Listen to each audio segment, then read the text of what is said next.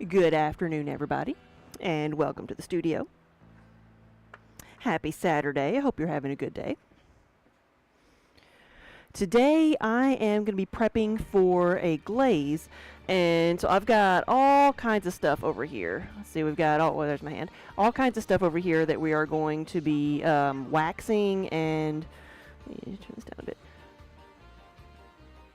I'm going to be putting wax on things. I'm going to be filling in some of the medallions, like this one that says may contain bourbon. Make sure everything is clear, and then we're going to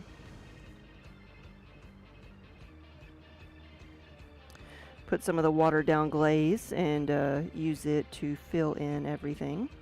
But today there's going to be a lot of prep work, and then eventually we will get to putting some actual color on the rest of the pots. But there's the first part of glazing is always kind of the nitpicky preparation work. The actual application of glaze on these is that doesn't actually take that long. Let me see. There we go. But this is actually one of the more satisfying parts of the process, for me anyway, because you can finally see what it looks like. You fill it in, and then it highlights the design that you have.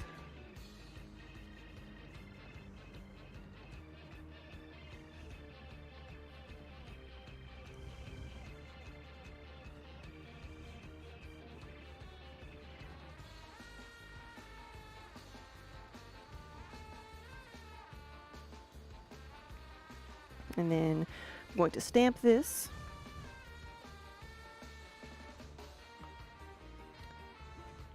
And then put wax on the bottom so that when I glaze this, the glaze won't stick to the areas that are waxed. And it also protects the pieces, like the glaze that I've put in here already, from being washed away.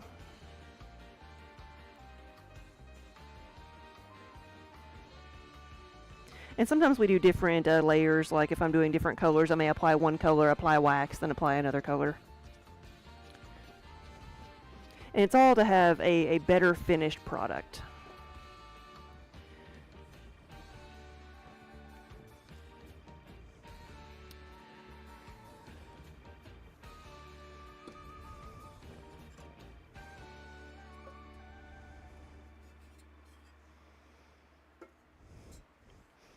Just stacking some of these things to get them out of my way. I've got to figure out what colors a few things want to be. I think today I'm going to be glazing things that are gray and things that are the Treebeard glaze.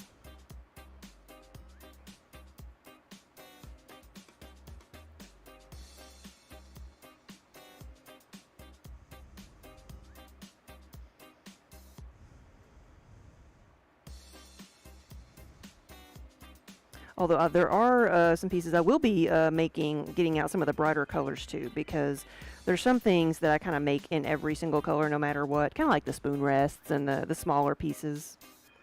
I've got several of our egg separators or air plant pots. I was about to dip my sponge in the wax.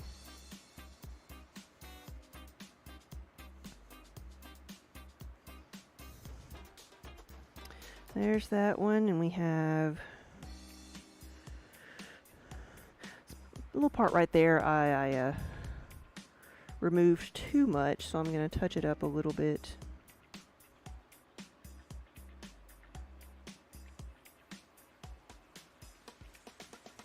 There we go.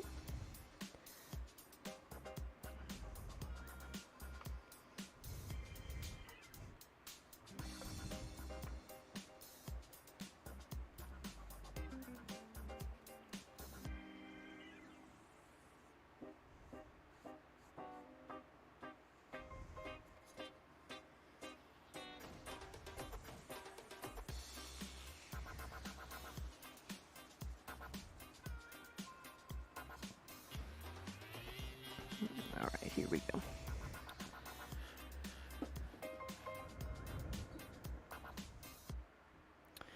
So I'll do some of these mugs first that need to be filled in. These don't need a whole lot because it's just the word mana. And okay, this is another color I'm getting out. This is going to be the mana blue. So the cobalt blue. Just going to put that there. I know my title might have been a little bit misleading right now because I wrote that I was glazing the donuts. So if you came expecting donuts, I'm sorry. That was a bit of false advertising.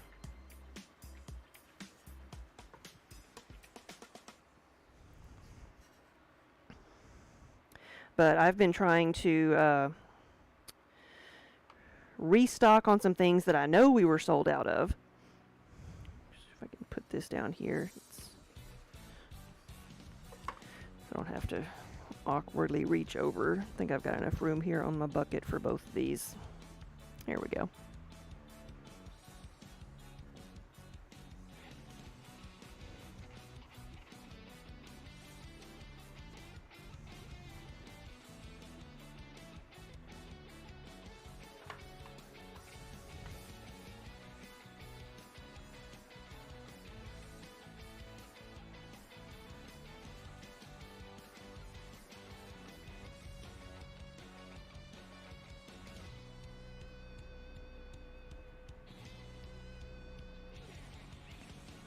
So I hope everybody has dried out from all the rain from the hurricane.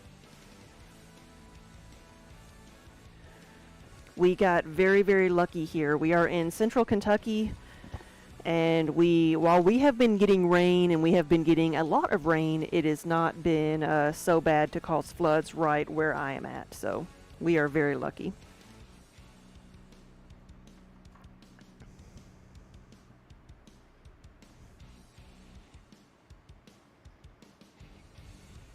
But you never know how bad something's going to be, so I know all the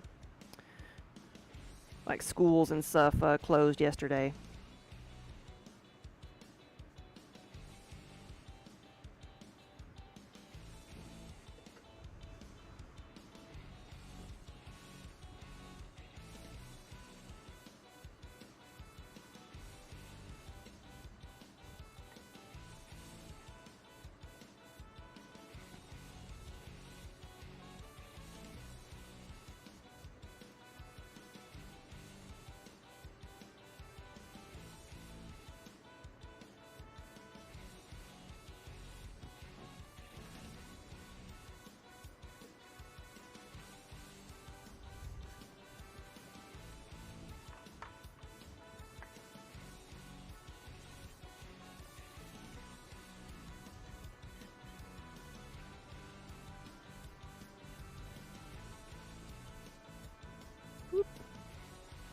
That one got away from me a little bit. It's not like horribly urgent that I clean up the pot around the medallion unless it's going to be a really light colored glaze. Because if this is going to be like green or blue or black or even the gray, it's not going to matter at all. It's just going to be covered up. But if it was like going to be orange or pink or something, that would show through.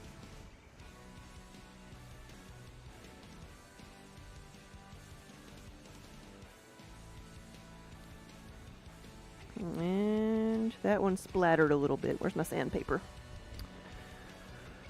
And this is why I add food coloring to the wax. Because that's what the purple down here, pinkish purple, is the wax. And it comes clear. Think of like, kind of like opaque white, kind of like Elmer's glue. That makes it hard to see. So I add a little bit of color to it so I can see what I'm doing. Seasonal breads, hello. Good day.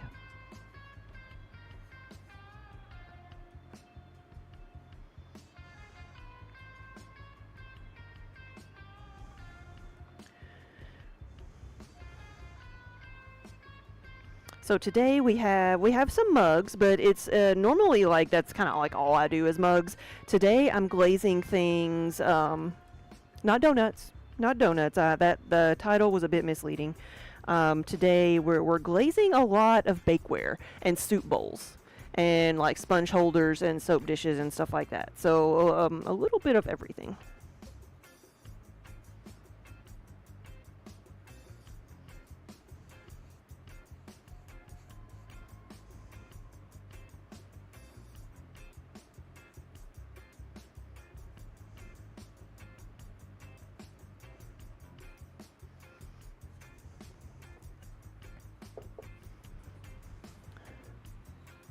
You've had a day full of children, so you need something calmer to relax to. Glazing sounds just right.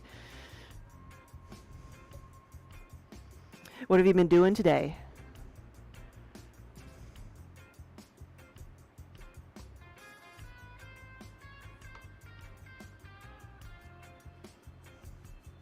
So yeah, the last couple days here have been rainy, but they've not been like scary bad.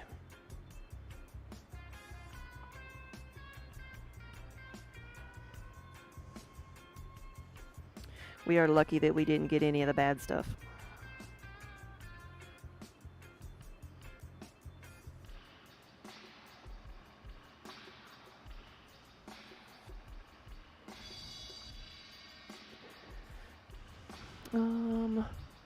Yeah, there's some more over here. I gotta decide what color I want this one to be. I think so far I've got a blue, a red, and a green, so I might make another purple one. This one gets mostly just the wax. Loki, you were just bragging on us to a friend this morning. Well, thank you. Yeah, this one is a crazy cat lady, and so the raised section here with the text and such is going to be white. It's going to be the white of the clay.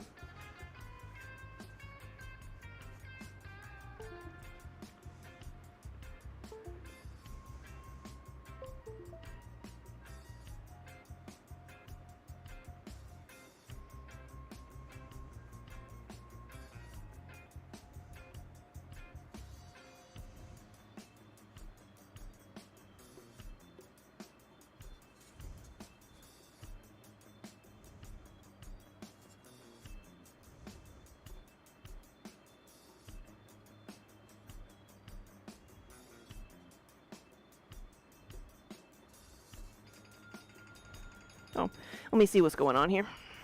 Be right back.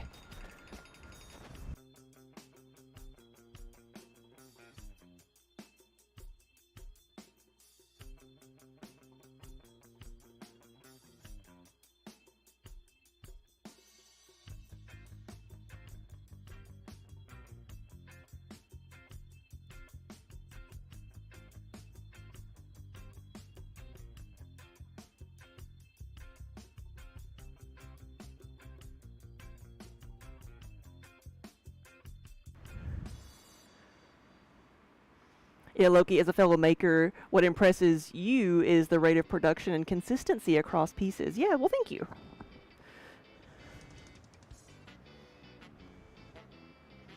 It's something I try to do, and it makes me happy when it's appreciated, because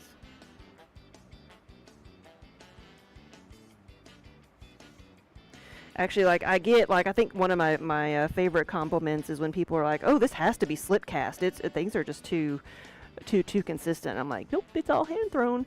But and not to say that there's anything wrong with slip casting.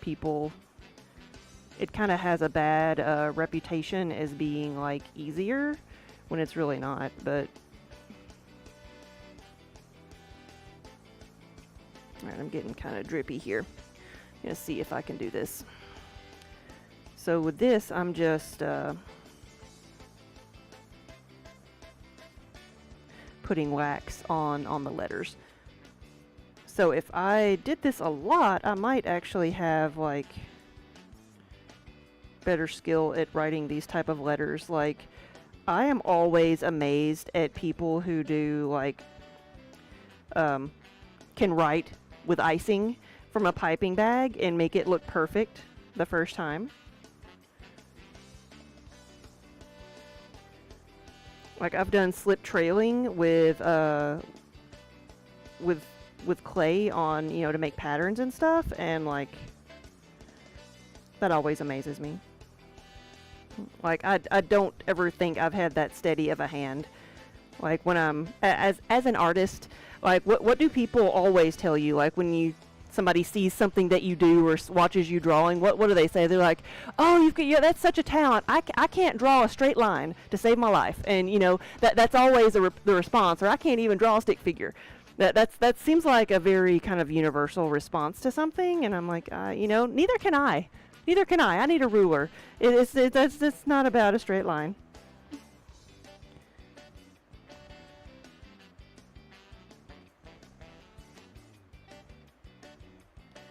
But it's just become a way of, you know, sometimes it's kind of habit to self-deprecate. Mm-hmm.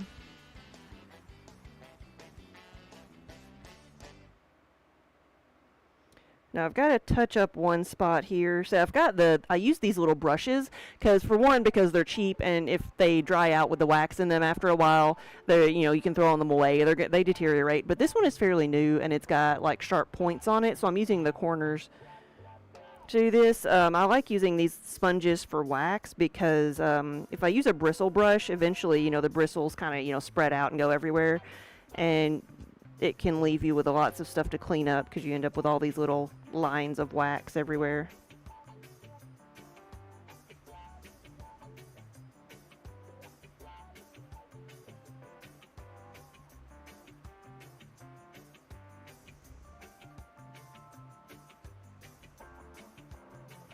We're almost there. Alright, so that one's good, and now I need... Where'd it go? I had a sharp box cutter over here.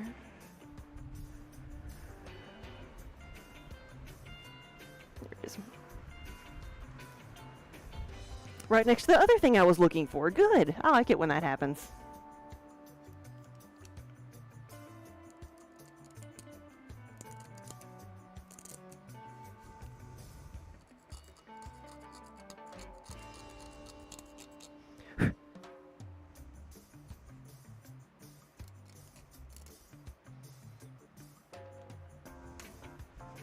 Hey, Minnie. Come on. And so this one, I still gotta decide what color it needs to be, and maybe, y'all can tell me. Oh, we're frozen. I didn't realize we were frozen. Okay, hold on just a second. I was paying too much attention to the mug.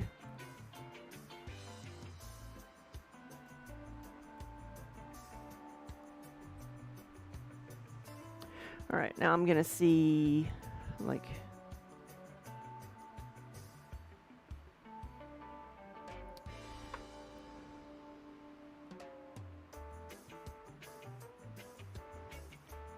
There we go. Had to loosen it up a little bit. Okay. I was trying to let you see the colors better, but I've got some of them covered up by the cat tower, which Minnie has started using again.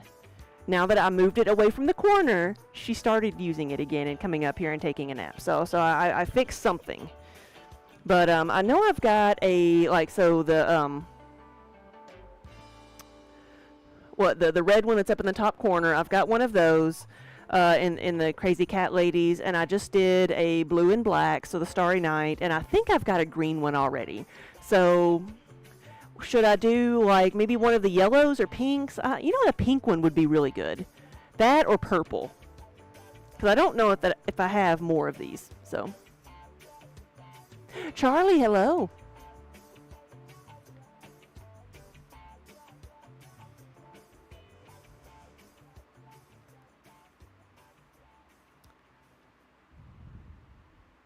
You have, oh, Loki, you have visuals to respond with when people say they can't do things very well. You found 2 early examples of your main 4 wood spoon products.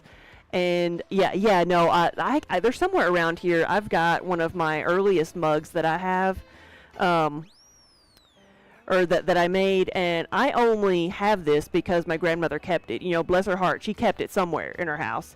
And when she passed away, my parents, like, gathered up all the pottery that they knew was mine and said, here, if you want this, it's yours.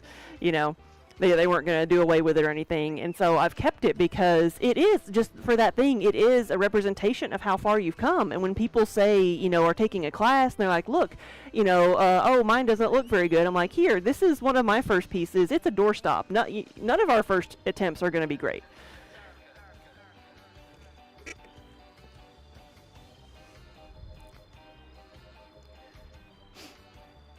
It is repetition. You say you still learn something with each spoon, regardless of size. Yeah. Makers get better at selecting their materials after experience, and also, you know, when a piece is going wrong, it needs to be discarded. Yes, and that is a big thing. Knowing when to let go, and knowing when not to be too precious with it. That's the term I've always used, is preciousness, because when you're first starting out, you know, everything you make you love because you made it, and it didn't break or it didn't flop over. Look, I finally have a cylinder. It's the most wonderful thing in the world. And that ugly cylinder you just made, it represents so much work that, like, yeah, you have a right to be excited about it, and you should keep it. I was making sure that's not frozen again. But here's one of our little air plant pots. And so, so you have that where everything you make that survives you want to keep because it's wonderful, and then you have to get to the point where you recognize, okay, even if I do fire this, I'm probably not going to be happy with it. So you learn to, like, you know, go ahead and scrap it so you can reclaim it. Well, what gets hard in specifically when making pots is, you know, you may spend all this time doing something, and then as you're putting it in the kiln, you may see a little crack. And you're like, oh no, it's like that's going to ruin this entire piece. But maybe it's just small. Maybe it won't get any bigger. And you talk yourself into that, and it never does. It's always going to get bigger. But you have to get to that point where you can recognize that and just let it go. It's not easy. I have a wall of shame where pots sit and think about what they've done before I finally throw them away. If it's something that I've worked really hard on, and it hurts to let it go.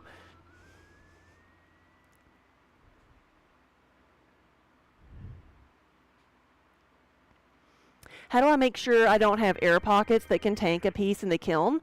So the air pockets, like, I try to get rid of them when throwing or before I'm throwing, because air bubbles can really, like, mess up how you work on the wheel. You really need to get the air bubbles out beforehand.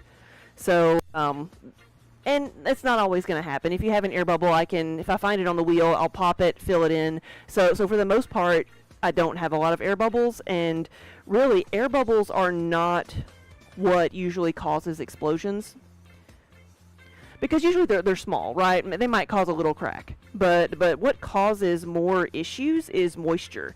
So if something is not completely dried out and you put it in the kiln and it heats up, and that moisture has, you know, it turns into steam, and it has to go somewhere, and instead of causing, like, mass destruction, what usually happens is that it'll crumble. So I'll have something, you know, a pot, and then the bottom will crumble, because it's usually the bottom that's thicker than anywhere else and that takes longer to dry. So that's been my experience.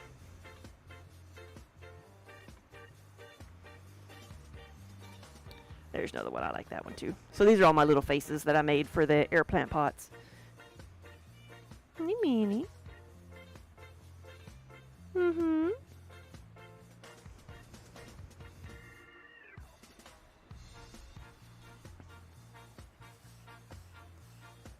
But I actually found an example of this. It didn't happen in this last bisque, but I found kind of a stack of things that needs to be thrown away. But actually,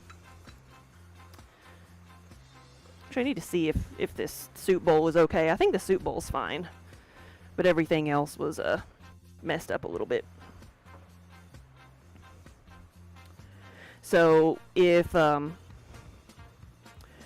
this was something that happened. I had a stack of these, and they apparently weren't dried out, and so the bottom just crumbles. It didn't really, you know, there was a stack of them. It just was kind of like gravel that's in there. Just breaks up into little bitty pieces.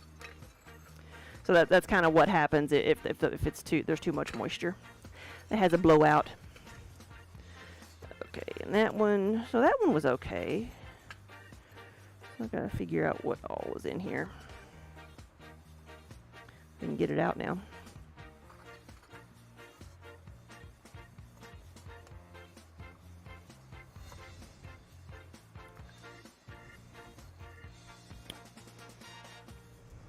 What's the matter, girl?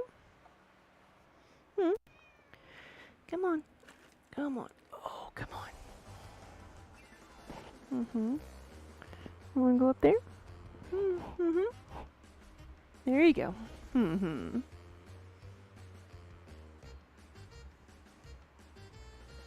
Yeah.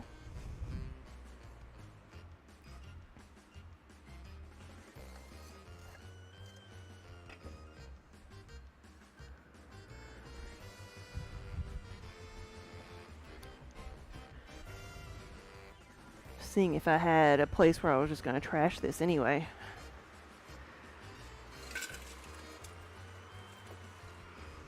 There we go.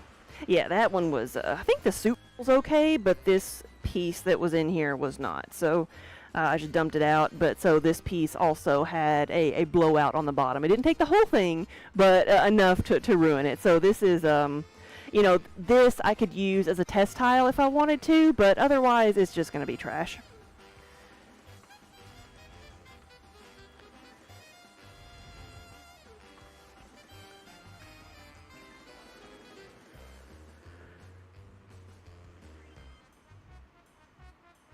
Can I use various tests in the different modes to tell if a piece is likely to crumble? So, like I said, it's moisture. And to make sure it's dried out properly, there are, like, just because it looks air dry doesn't mean that it is. Like, so a piece that is completely dry is going to be very, very much lighter in color. So if the bottom is darker than the rim, then you know it's still wet. You know, don't put it in the kiln. And one way, if it's if you can't tell, one thing that I do is, like, it'll be, the pot will be cool to the touch. It'll be kind of like room temperature or very dry and warm if it's completely air dried, but if it's cold to the touch, even if it looks dry, then it's got moisture in it. Don't put it in the kiln.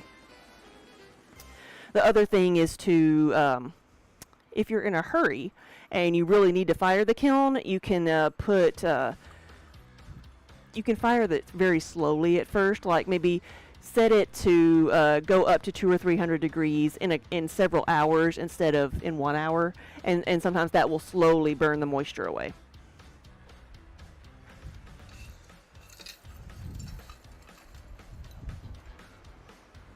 Yeah, I think the soup bowl's good, so we'll save it. Put it over with the rest of the soup bowls to wax them.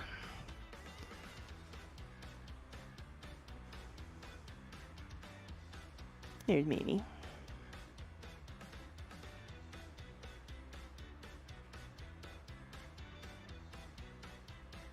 I'm glad I moved this thing.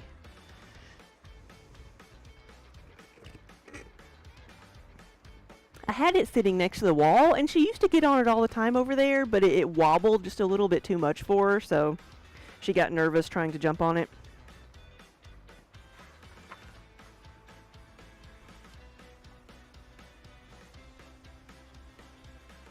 But yeah, moisture is the #1 killer of pots in the kiln versus air bubbles. Like I said, like an air bubble can be bad if you fire it too quickly. But if you fire, you can fire in completely enclosed forms just fine as long as you do it slowly.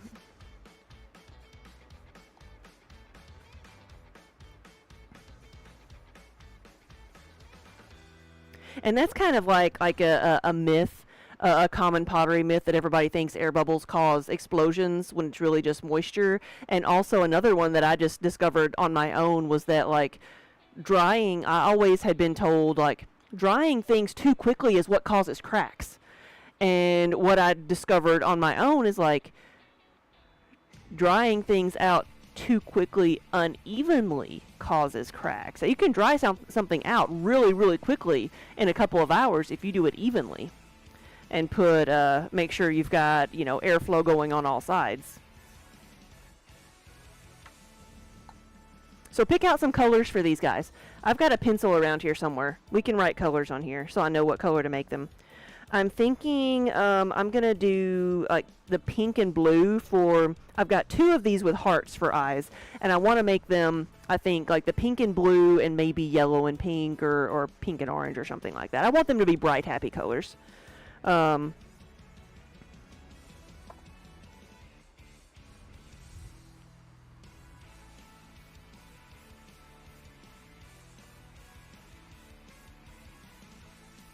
Oh yeah?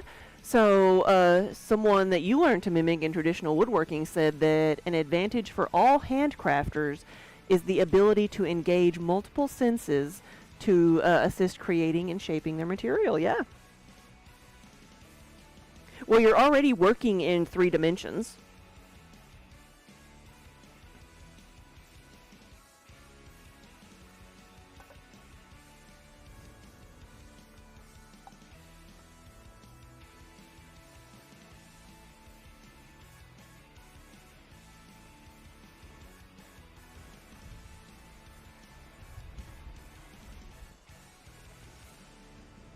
Alright, so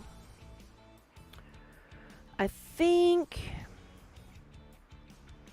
I'm just going to start like naming colors for each of them. I think I'm going to do the black and white, the white over black, which is called Scrubland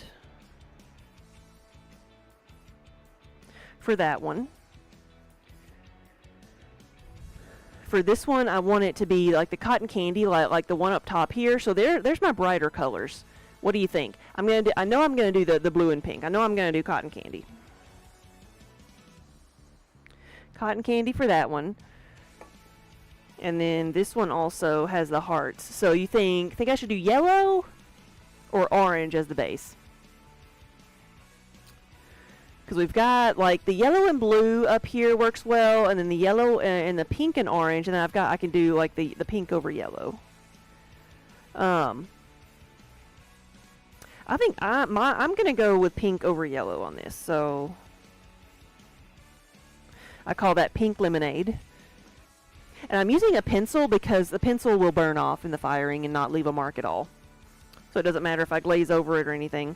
I've got a couple of these guys that I might make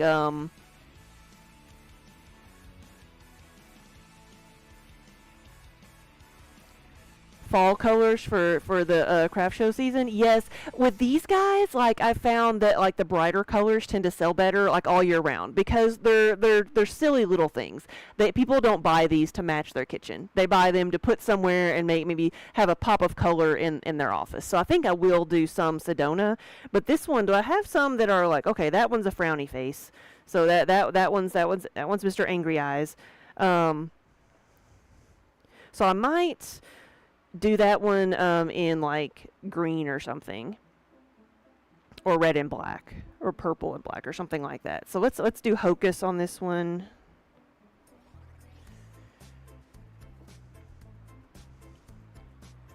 And I think I'll do like Sedona on this one. That's the red one here, like the red and green.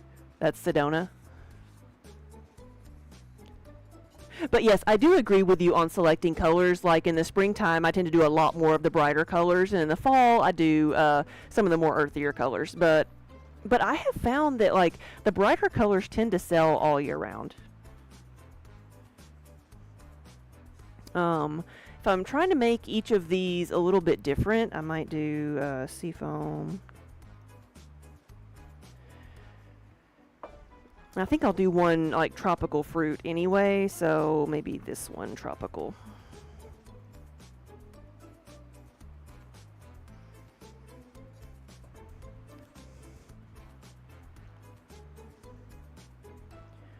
We've actually sold a lot of the pink and blue. That one of the brighter colors up there, that is the most popular of them, like soup bowls, pie plates, like all kinds of stuff.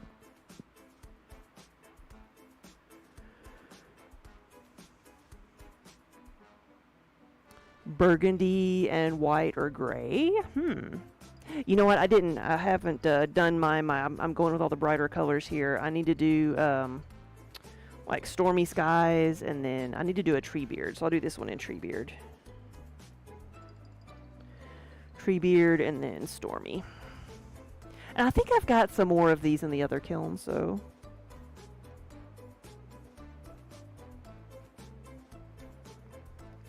we'll do that. I don't think I did a single one green after I said green. Alright, let's put some wax on these guys. This is a soap dish, so you may have seen me making these last week. So this is I got a sharp spot here. Let me take care of that.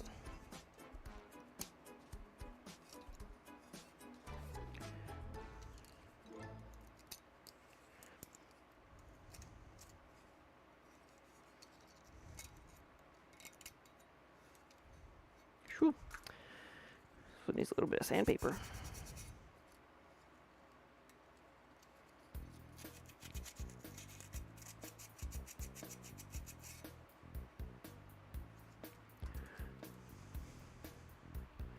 You always, you think you would favor and buy brighter colors for your kitchen. You're always trying to keep kitchen colors bright, enhance the light, not absorb it with dark colors. Yeah, because a lot of times people will maybe have their kitchen decorated in like black or white or a neutral color, and then like accessorize with brighter towels or you know, pots or pops of color and stuff. So, and even more and more now, I see people decorating with a more eclectic style.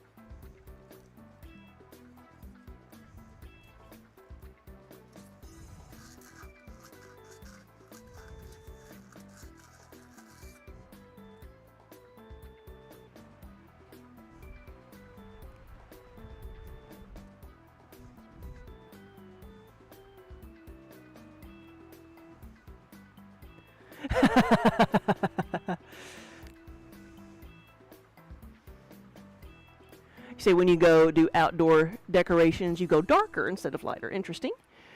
Wonder Hamster, what? A more eclectic style doesn't mean more cats? Really? I thought everything just meant more cats. There we go. This one just had some like sharp spots on it that we missed.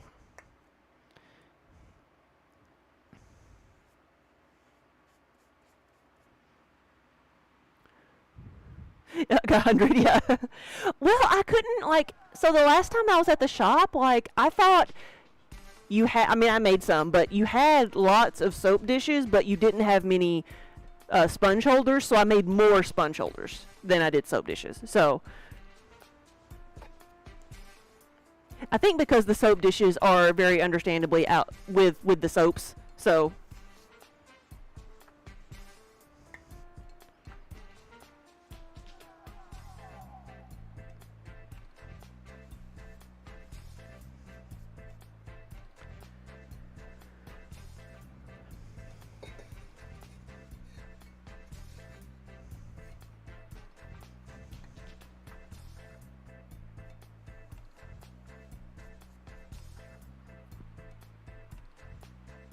Well, what even is a spoon rest? Yeah, I that's why I tried to focus on what I knew we needed.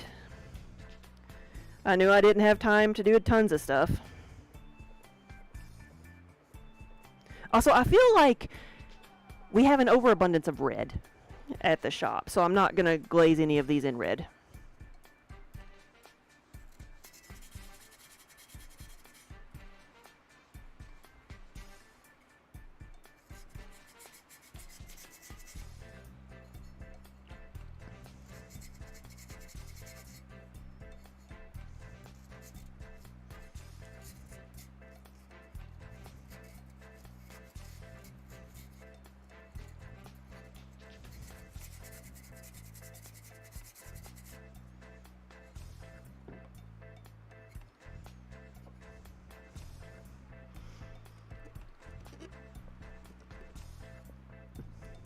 But you see, Minnie has forgiven me a little bit since I moved her cat tower over a bit so she can get on it again. Because it was she could not get on it over in the corner. It was inaccessible to her. But here, as soon as I moved it over, she jumped on it.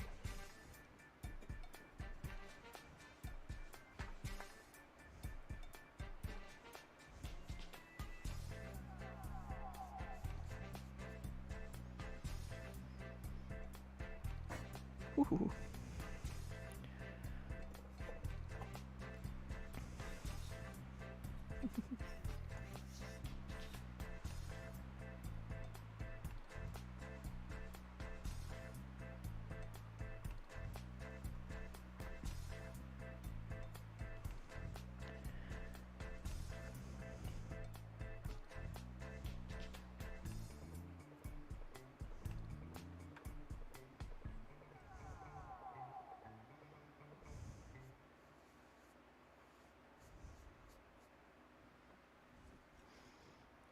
But yeah, the talking about Minnie, the loss of Maggie Smith yesterday hurt. That one hurt because I named Minnie's name is Minerva. I named her after Professor McGonagall, but just one of her many characters.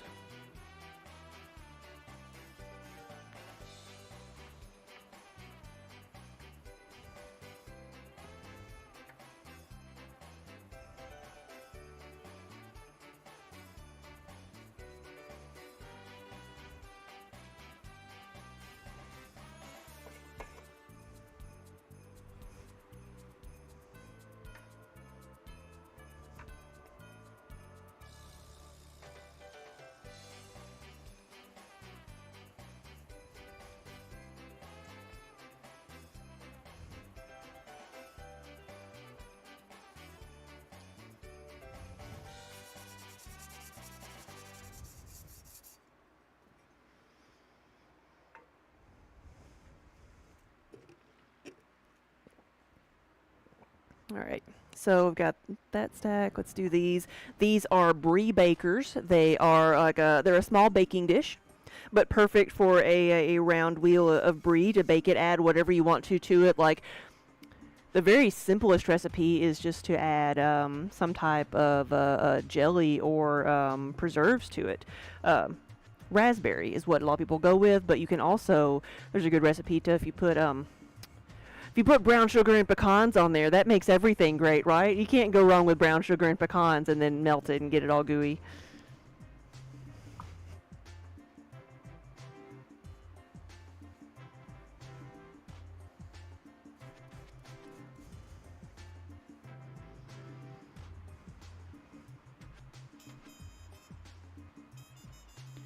Watch the documentary Tea with the is it dames or dams? I don't know how you're supposed to say it, but no, I've actually seen people talking about that documentary this weekend because of her loss. Yeah, and looking into her like career, like there's so many things she was in that I didn't realize, but of course not until she was older.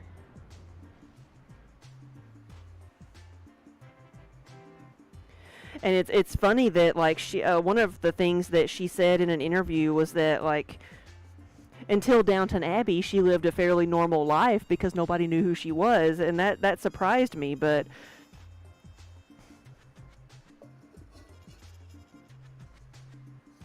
or she said except that there were a lot of small people coming up and saying hi to me after she was in the Harry Potter movies, but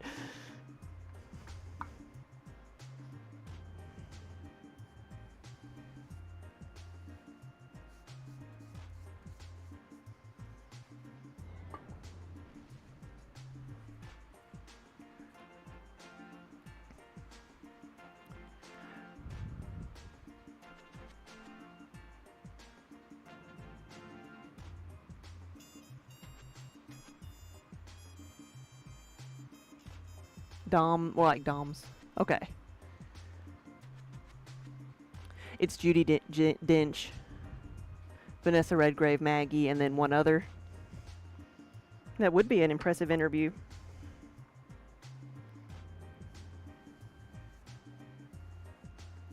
It's like when we lost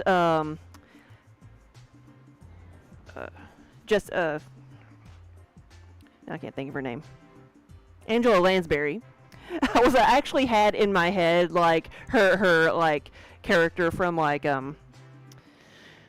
Murder She Wrote. And I'm like, no, that is not her real name. But Angela Lansbury, like looking at her career, I was surprised at some of the early roles she had, and that she was pretty much until she was older, she was always cast as the villain. Which is funny to think because anybody my generation and younger knows her as, Murder, She Wrote or Mrs. Potts or, what at the very least, Bed Knobs and Broomsticks. As a nurturing character, but there's another mug.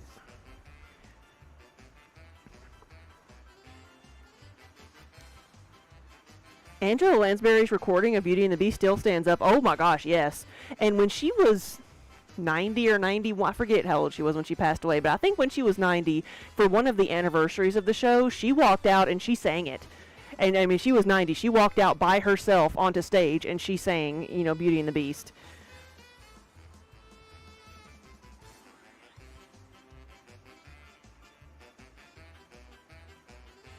Oh no, that'll always be my favorite version. Always.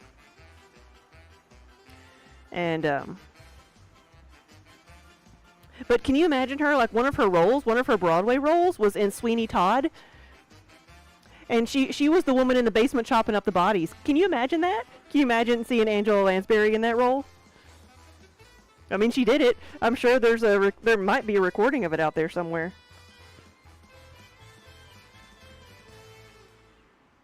Yeah, to fully appreciate, you have to see her on stage on Broadway or otherwise, yeah.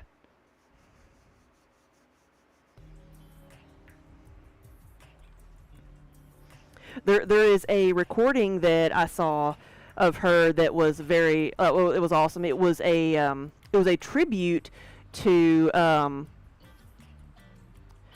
Katharine Hepburn.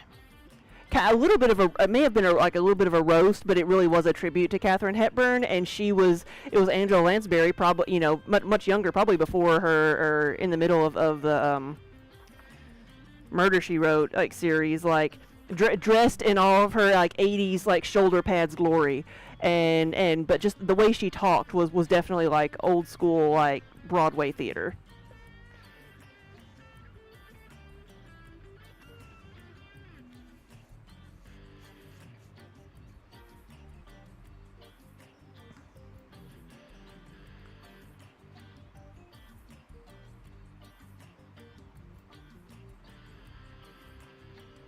She has the face that does mask, like, yeah, like William Dafoe and then Jim Carrey. Yes.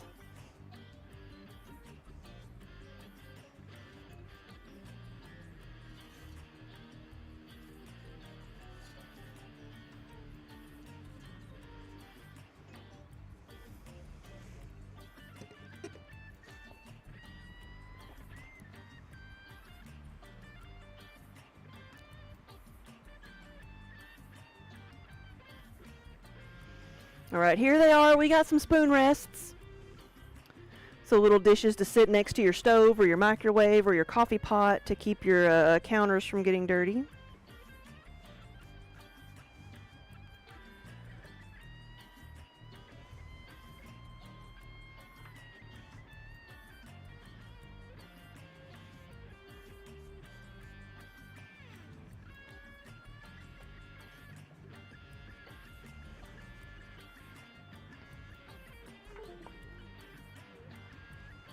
Yep, I heard it. I heard it bleep at me.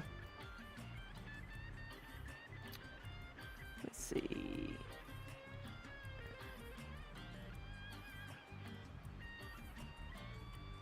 All right, we're the right color and everything. Spooky. Good afternoon.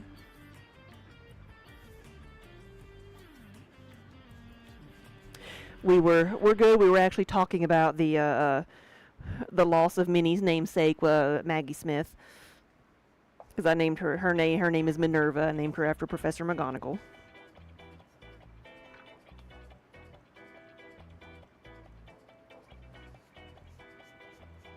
And we've got some of the oil bottles with their grip. Gotta decide what colors I'm doing for all these. I'm gonna pick a color today and a couple colors. I know I want to do, I think, the gray and then the what is it, the tree beard.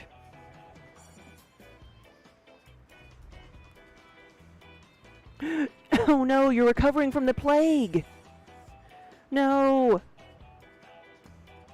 So what was your sinus infection? Did it turn into something worse? I'm sorry. I hope you feel better soon. Hope it doesn't last too long. All right, so I've got all of that. Let's bring some more things over here. I've got several stacks of spoon rests. I think these have already been.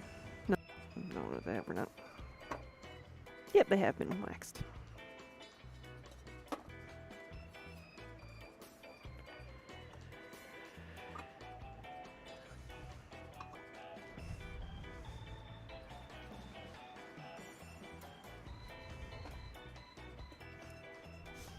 More sponge holders.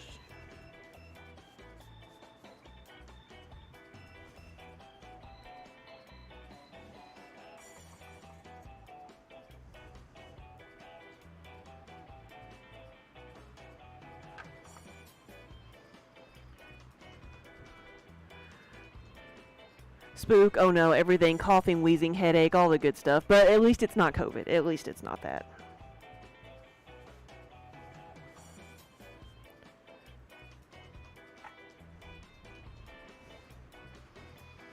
I'm just going to wax everything, and then I'm going to pick out things to be colors. So with stuff like this, when I've got a lot of my bakeware, I'll pick out like one or two of everything to be like the same color. So I'm going to like glaze one color at a time and just kind of pick from everything, and so I can have a good assortment of colors.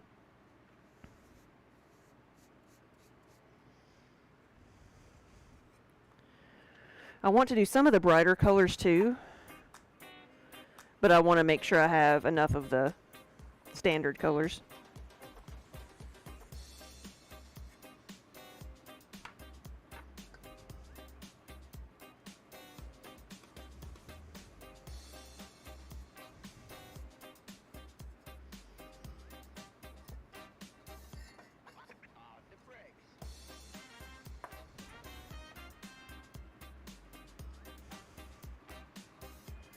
You blame the Magic pre-release. That place was packed, and it's been the right amount of time. You're probably right.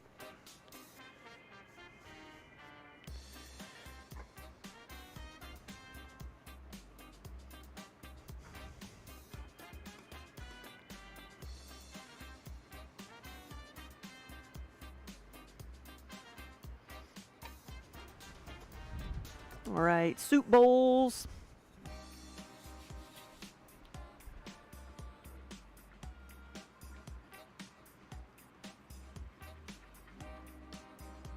Oh wow! I didn't know that. So, Maggie once played one of the Olympian goddesses in the original Clash of the Titans with Laurence Olivier as Zeus. I'll have to look that up. I don't know that I ever realized that she was in Sister Act,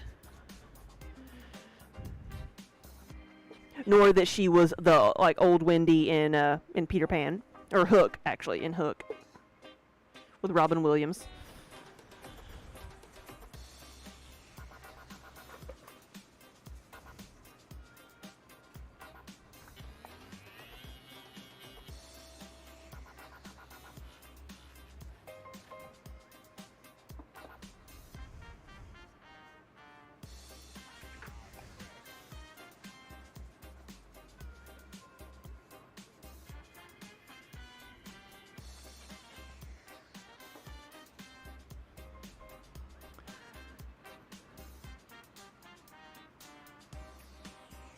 You think, oh, she played Hera?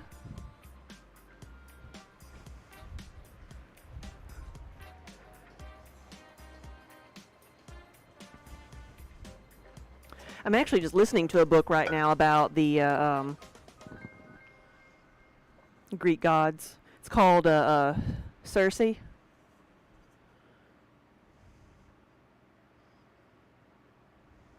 The goddess Circe.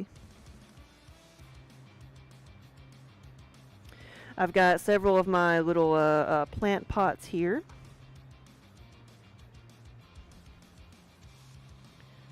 This is the smallest of them. This one says, "Please don't die."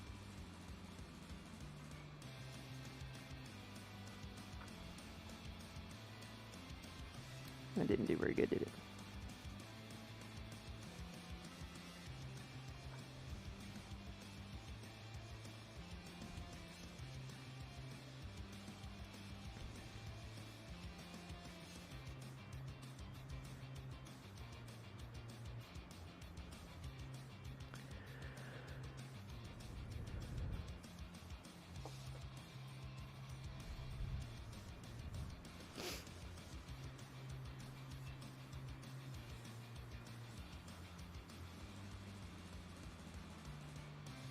You think you were aware of her growing up because you watched a lot of English TV and movies from the American Public TV replaying their content? Could be. When that's where you would have seen a lot of her, yeah. Masterpiece Theater, Mystery. You got a lot of the Kentucky Public TV produced material at your public channel in Chicago. Doctor Who on Sundays.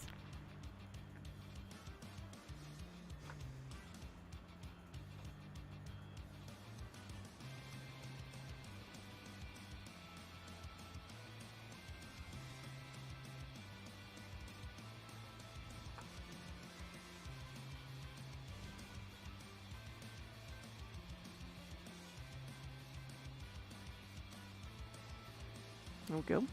Staying alive. Now these are another thing, like the plant pots are some that I like to make in the bright colors. I make them in all colors, but the bright colors are fun. And I think especially this time of year, because like in the fall now, people are probably putting things that are like cactuses or maybe succulents in there, so they maybe won't have as much color to them. Like, I guess if you're wanting to put like bright, colorful flowers in a pot, you may want to go with a more neutral flower pot.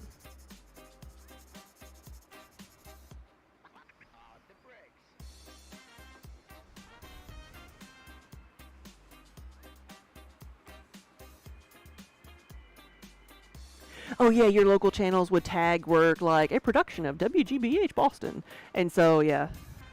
What's the term for that? Like syndicated?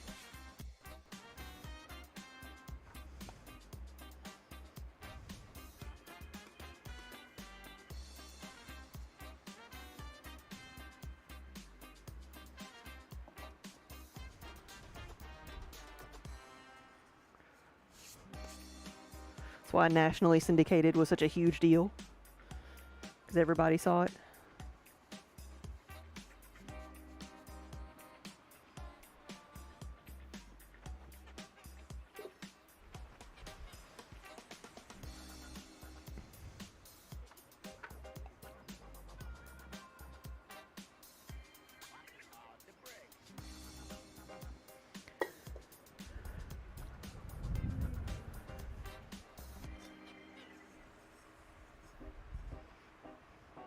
I think some of these are just buried.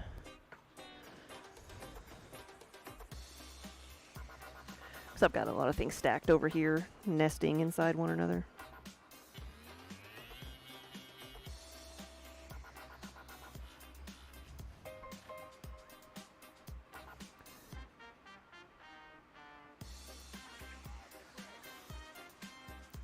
How do you pronounce that, Spook? Thetis? Thetis?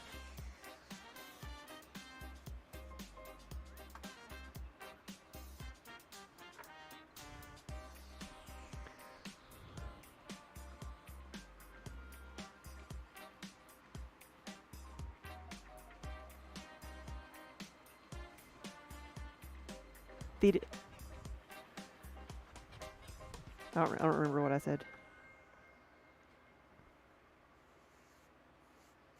Thetis.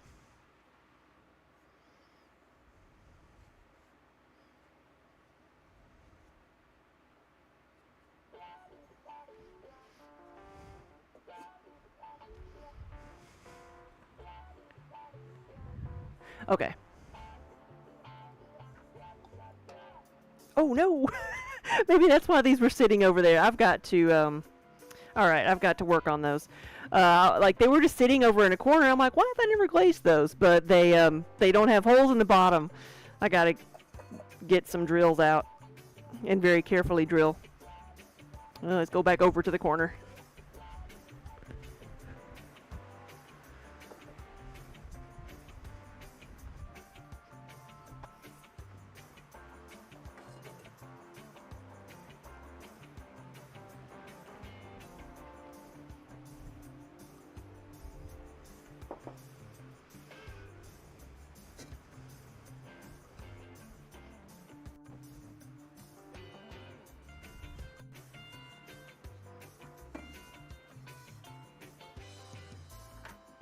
when I bisque fired these, I put them, you can stack them, so this is how I fired them, just with the a piece inside.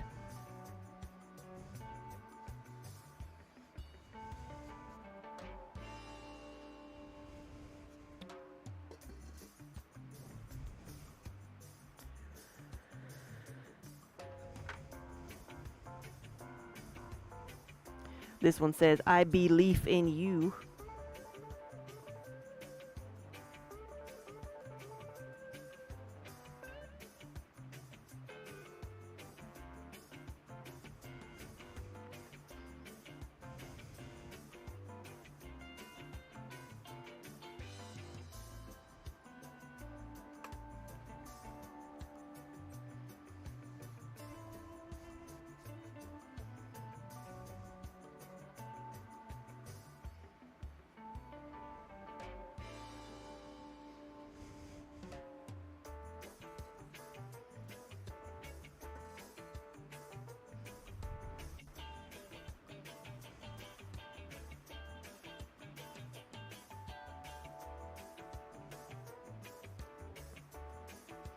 No, no pets, okay.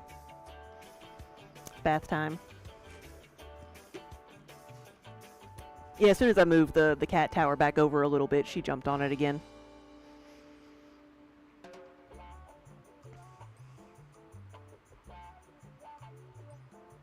Spook? Teacups.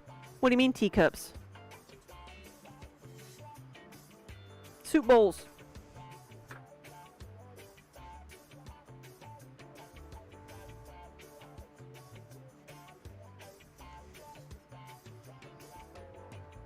Or should I put, oh, you mean should I put that on teacups? I hadn't even thought about that.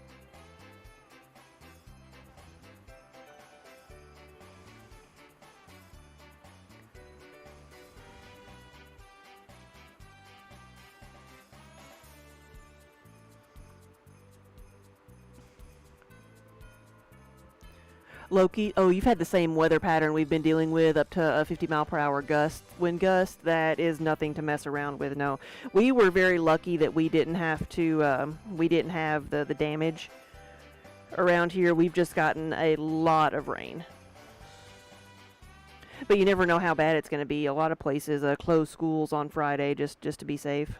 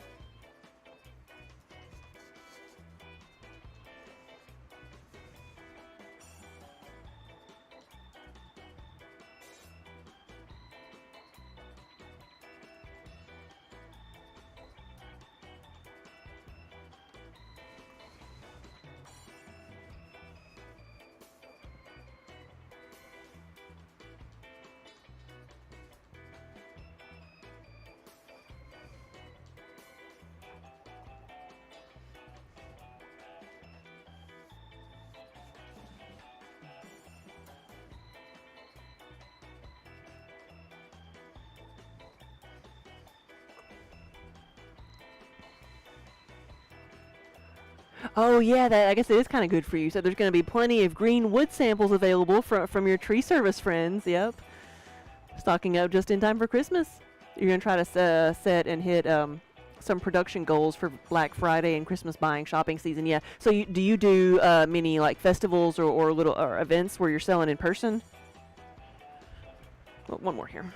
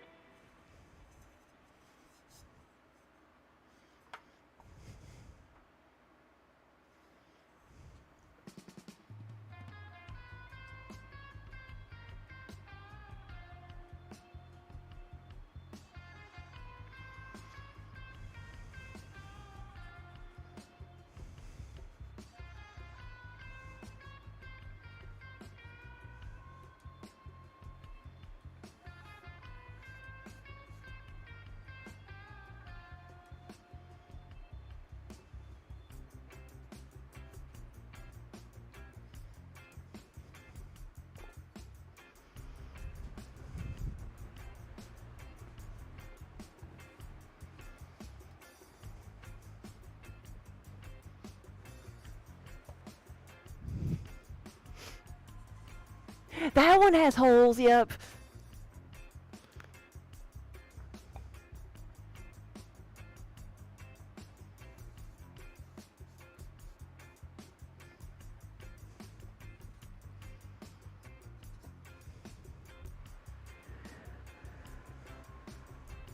Oh, that one is a. So this one is an ice cream bowl. It is not a soup bowl. A soup bowl has a handle. The ice cream bowl does not.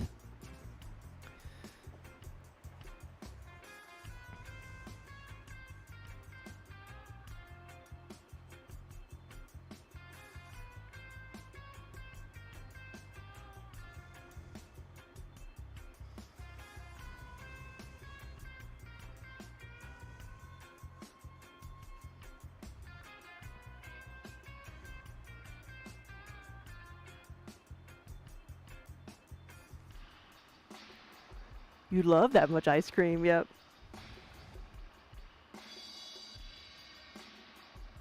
Would you even be able to taste it right now, though?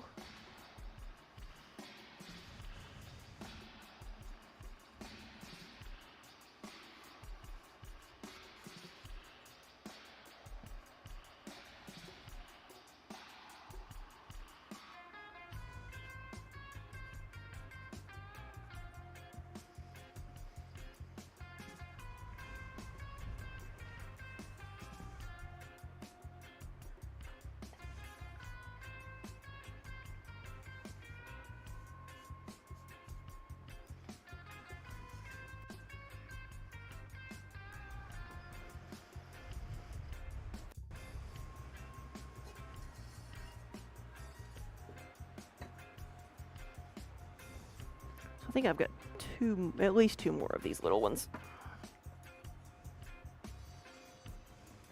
It says, I wet my plants.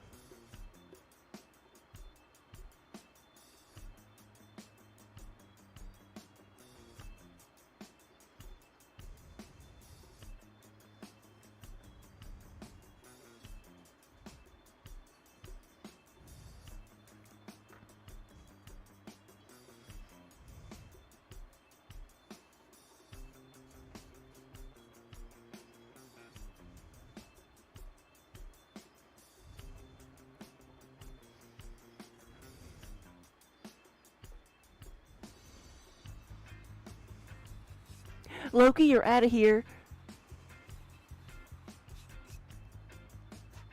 Yeah, thanks for stopping by. We'll see you later. Have a good rest of your weekend.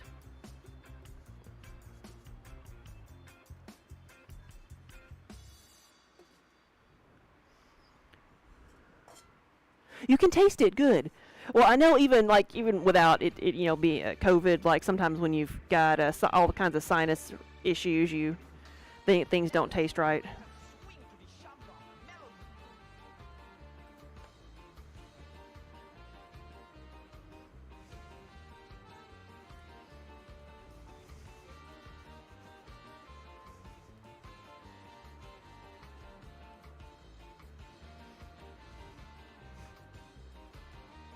Nope, that one didn't work.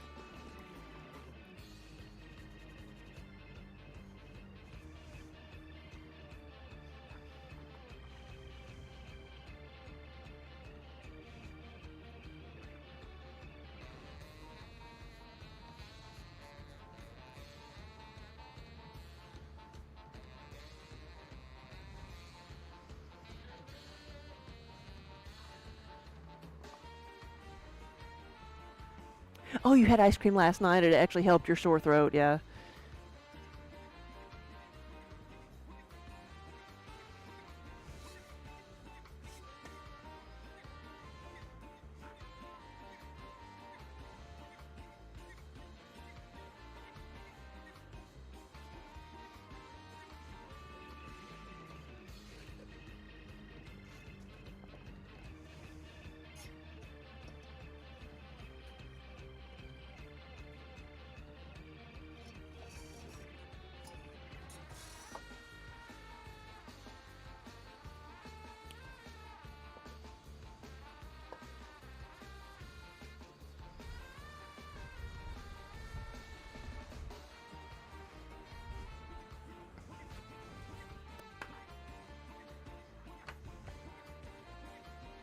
Nope.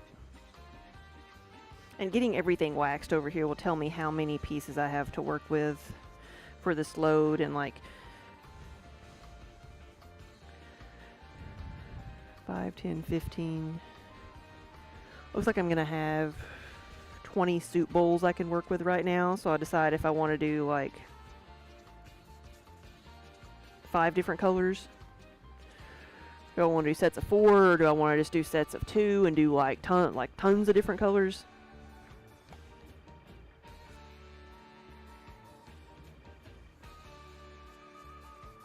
Or might do 4 sets of 4 and then 2 sets of 2.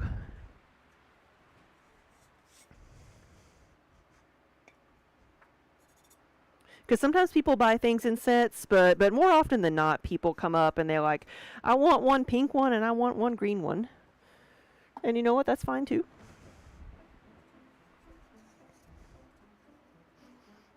Just kind of hard to plan for.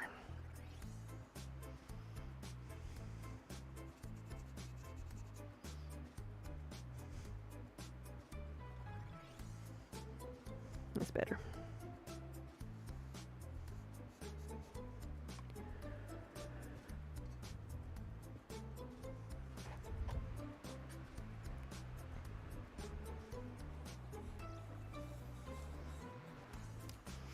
These are the mini mixing bowls, again, that you probably saw me making last week. They are just what they sound like, a small mixing bowl. That I use them a lot for scrambled eggs or for the like wet ingredients when you're baking.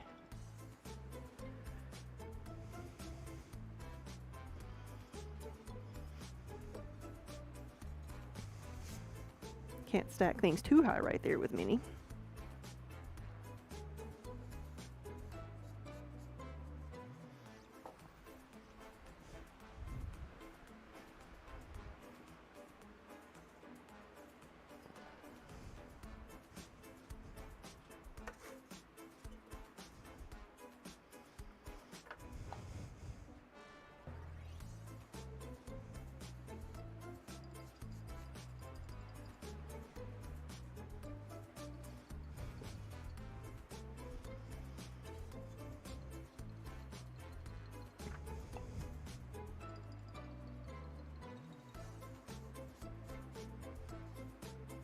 Four.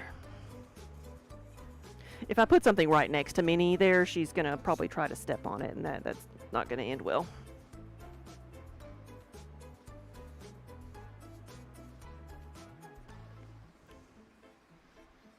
So I'll set it over here somewhere.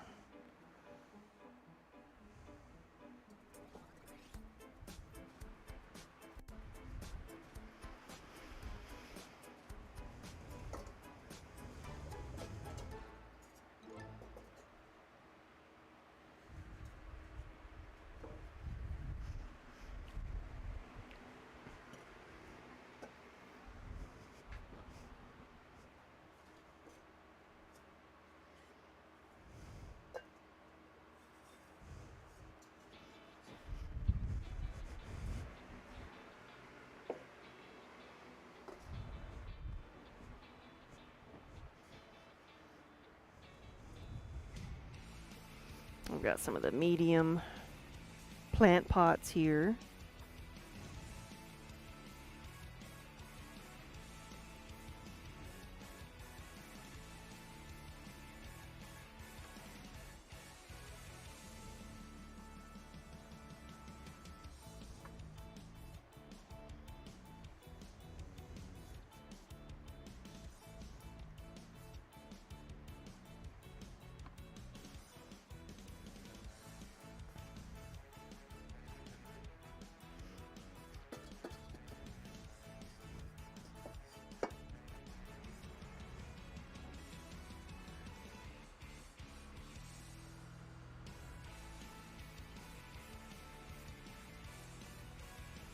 Yeah, if I were to put something in her way, then she would wake up and try to play with it.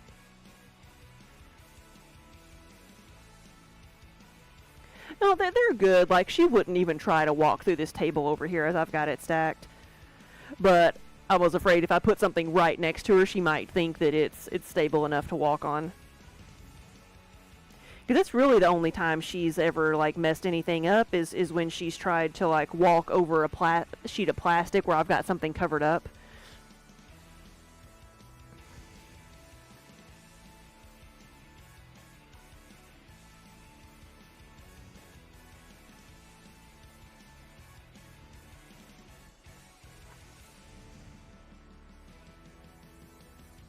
Here we go.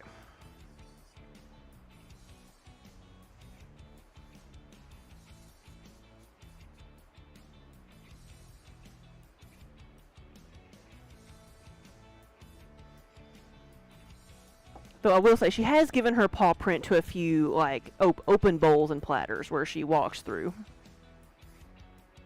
But she's non-destructive.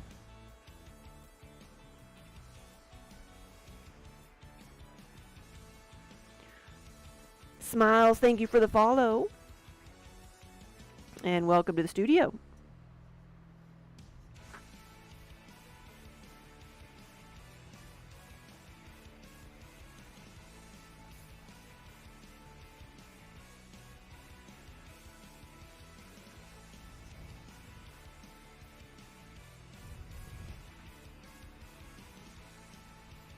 Paw prints should be a feature.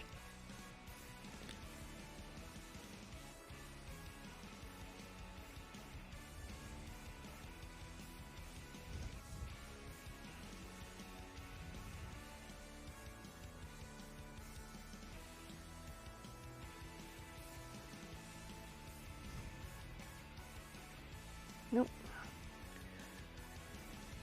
Try one more time.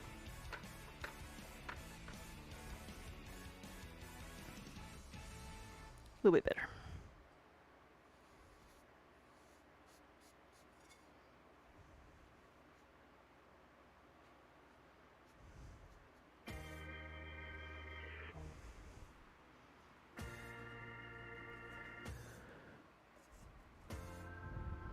And then I need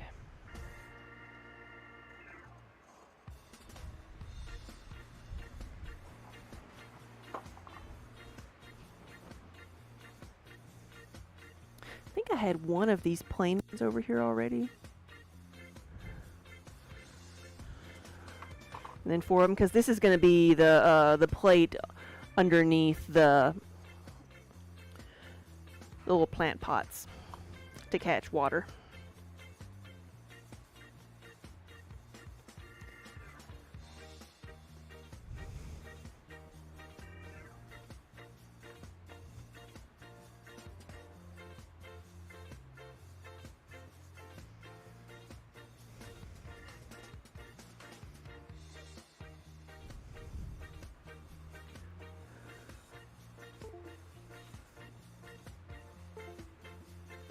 Yeah, I gotta check on that.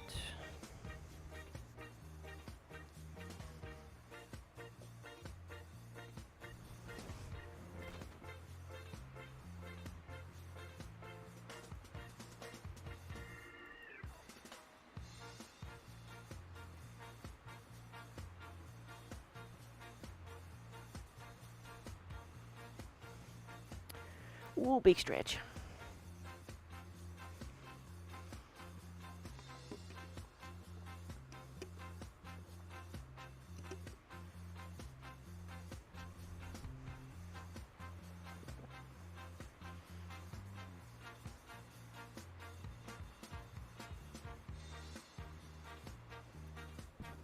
Let's see.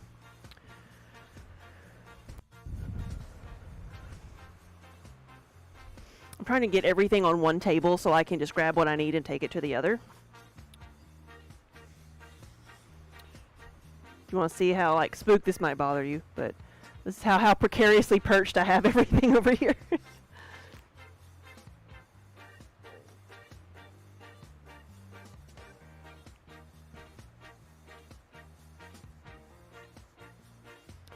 This is the soap dish stack.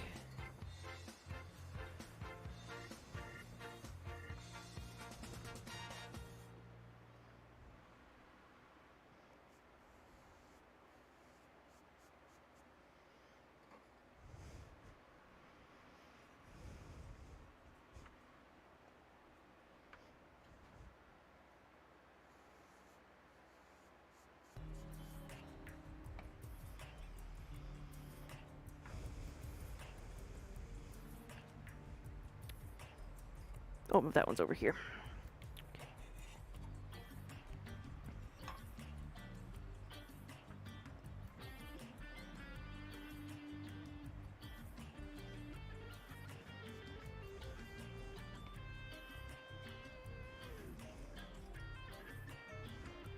Here's the other plain plate. I'll set that over there with the plant pots.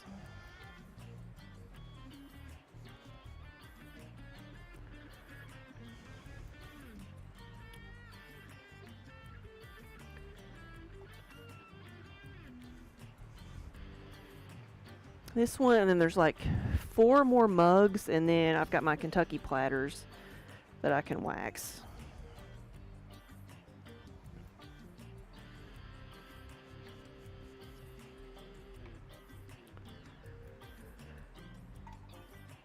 All right.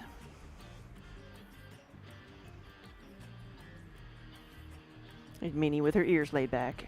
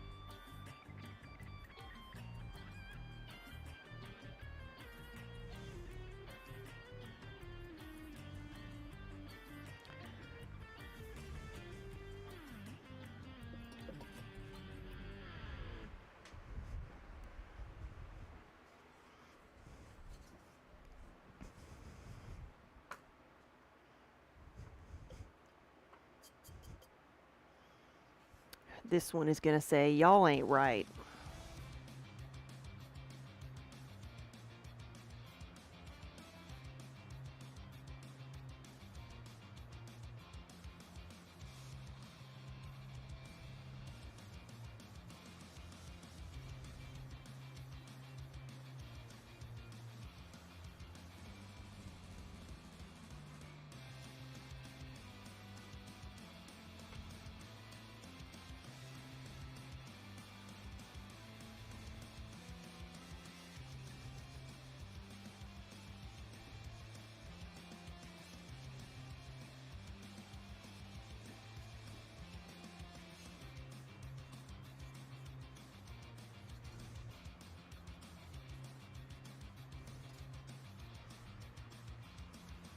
You like that? You can think of a few people you'd send that one to, yeah.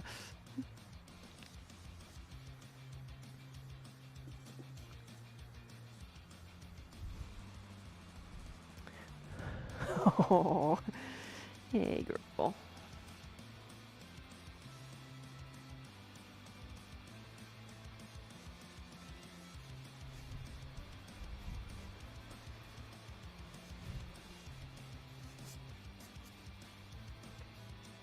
I have to look at my colors and see what I have left of this one too.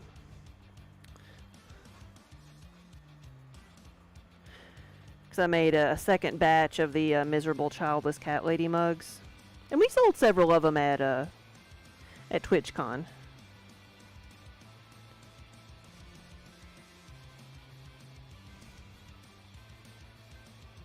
Not as fast as they did at DragonCon.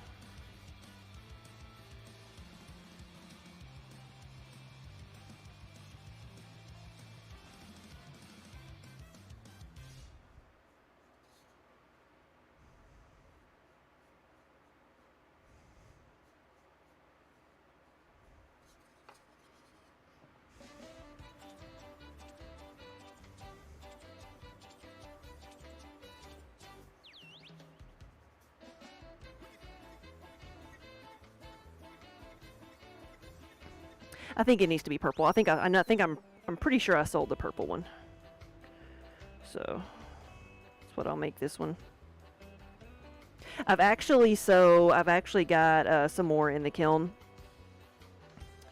I've got an order for one of no, not these. It's the other one. It's the Fluff You the Fluff and Fluffer. That one has been extremely popular, and I've got one of those I'm making custom where they want the cat to be orange instead of black.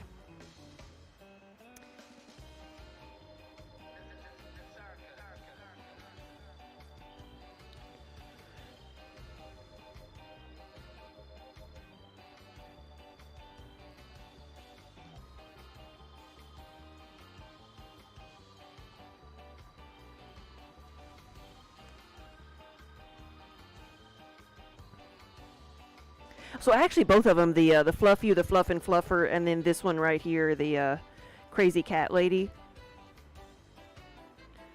or the Miserable Childless Cat Lady, we sold out almost the first day. I think I had one left the second day of DragonCon of a 4-day show.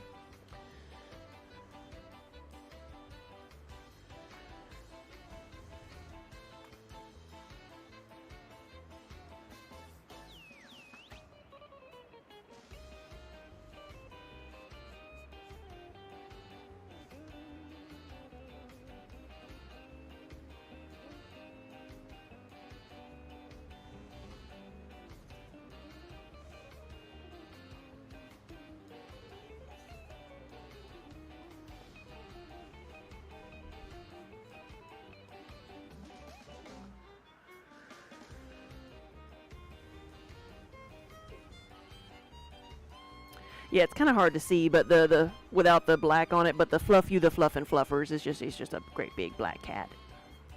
So the letters are raised in white, so they show through. And I normally make him black, but I've got a custom order for one in orange.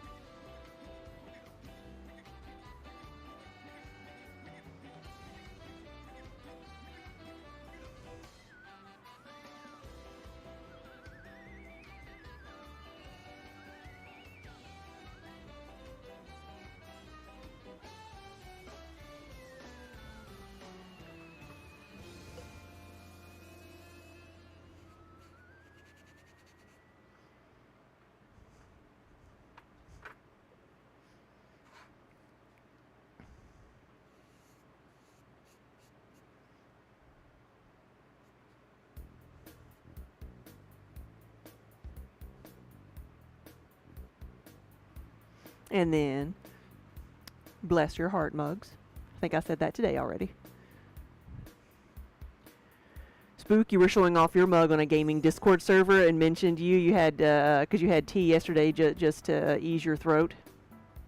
And you used your F off mug.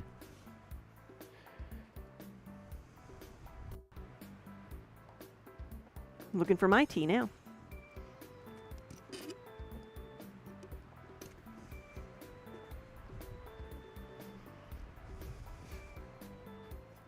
Alright, so I've got two different sizes of Kentucky platter I'm making now because, or state platter, because I had some requests for this style. And so it's just a smaller version.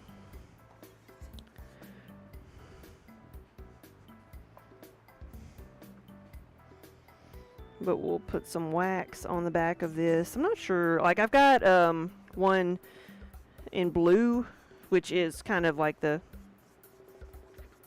I've got to at least make one in blue, but I may make some of these in different colors.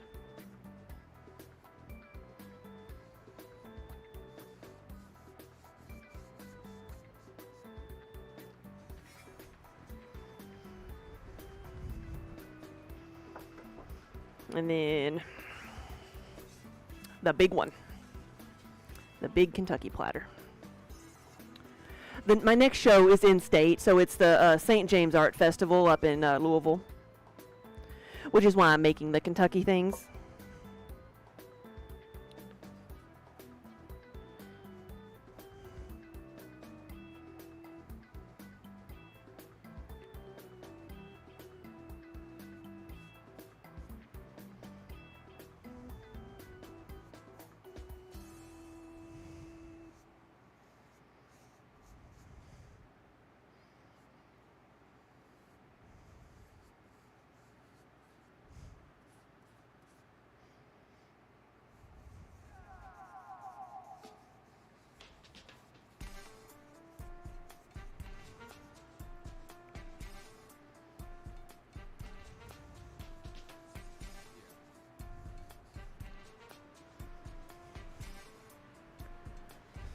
Right, this one is not cross country.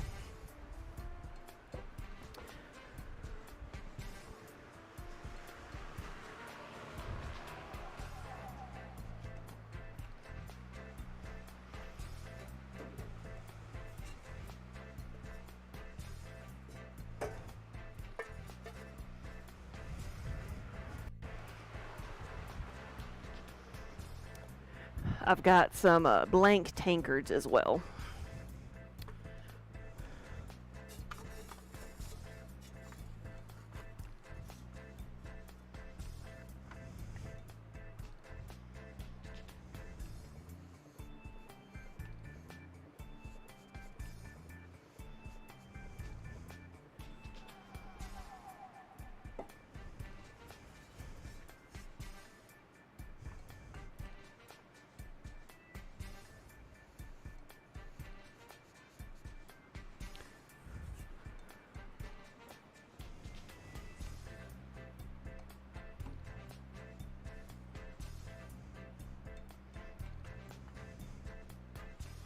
What's up, Minnie?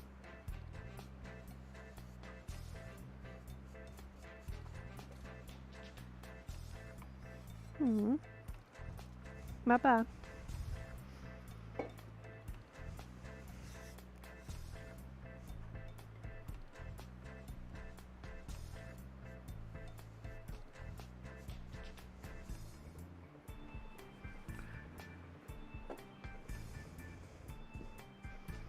Alright, I think I'm going to go ahead and start adding some color.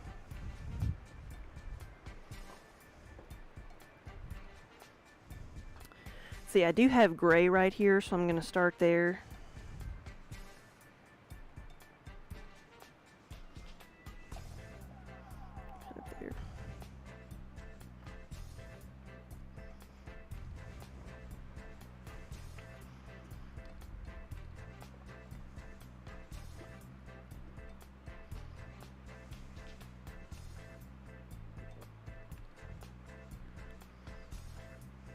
The friend you were visiting has 2 cats, Ash, that's all white, and Cinder, all black. Yeah, it took a week and a half for them to get comfortable enough with you to jump on the futon when you were getting ready for bed. Aw, but they finally did.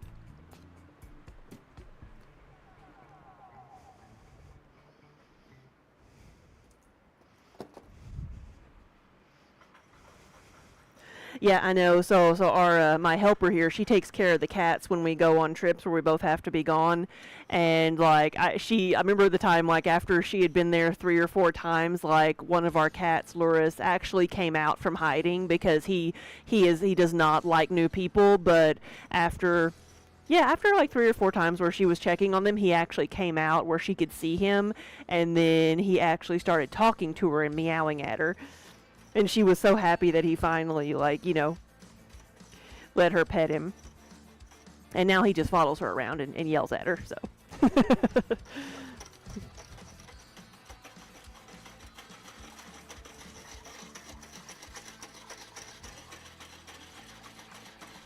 Oh, you posted it on Fuzzy Butts. Let me see if I got this up.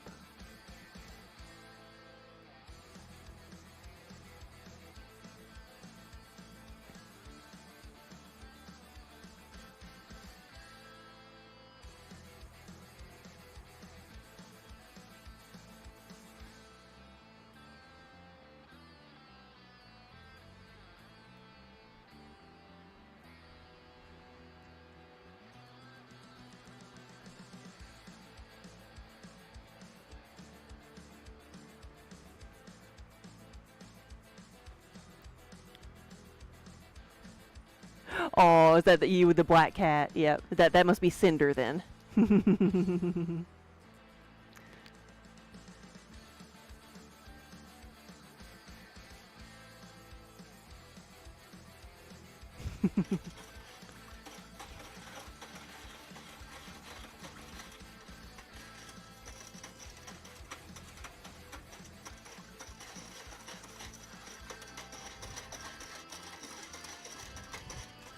Cinder's like, you are my personal heater now.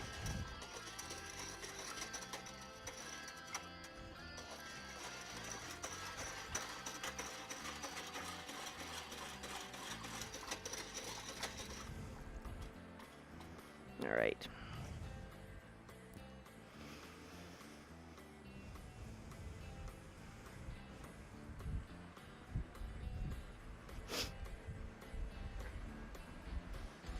What's the matter, Minnie?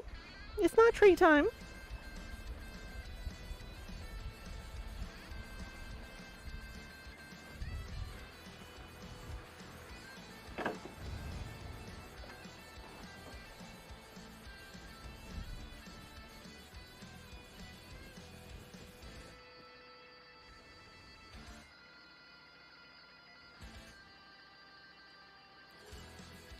Oh, Ash likes to lock things on the floor, so he has to keep his very expensive and big Lego sets high on the shelves. Yes, oh, that'd be bad, wouldn't it?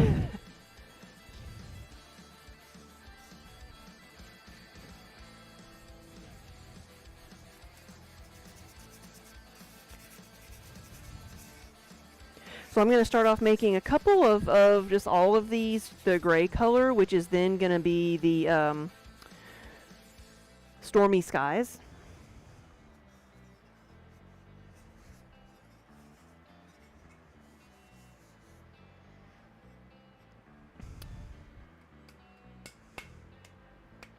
Tongs. Where's my tongs? There they are.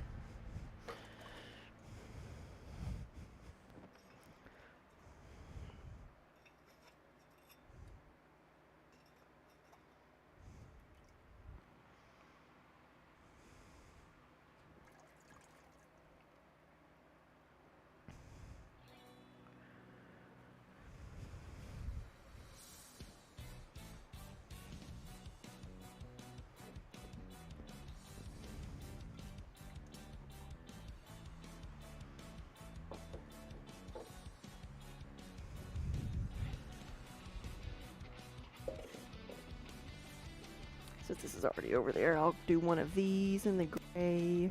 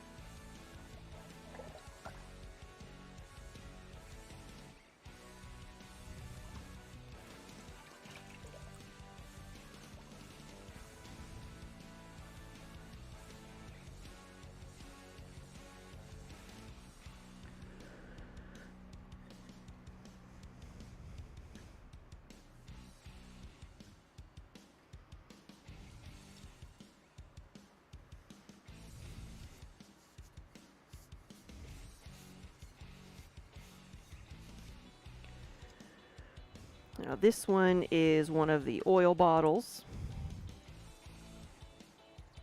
Oh, I'm not doing a very good job of that, am I? It'll be the same color on the inside and the outside. I just try to avoid the mess. Potato, hello. Good afternoon and welcome everybody. Potato, thank you for the raid.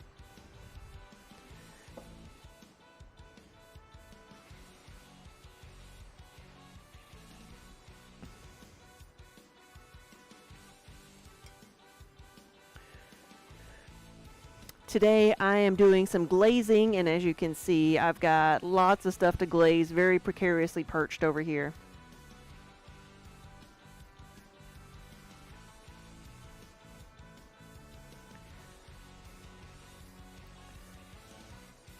So what were you doing today, Potato?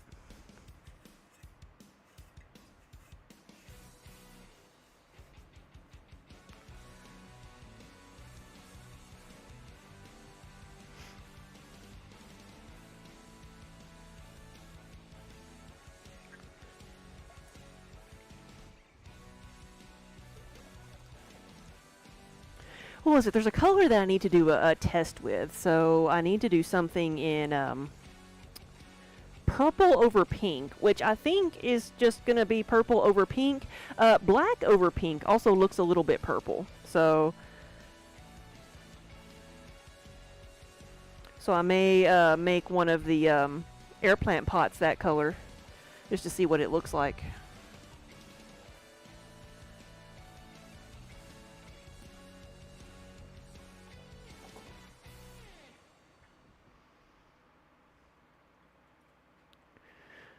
You've been sculpting. You've been working on a figure study. Oh, since the dawn of time, but is now nearing the end. Yeah.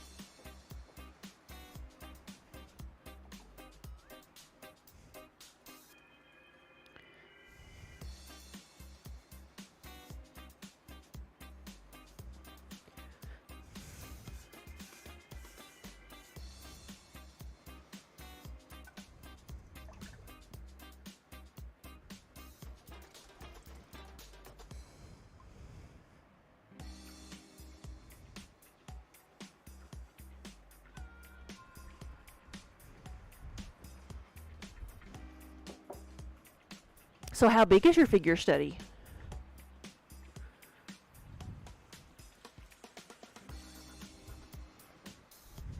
Okay, I did both of those. Let's do a couple spoon rests.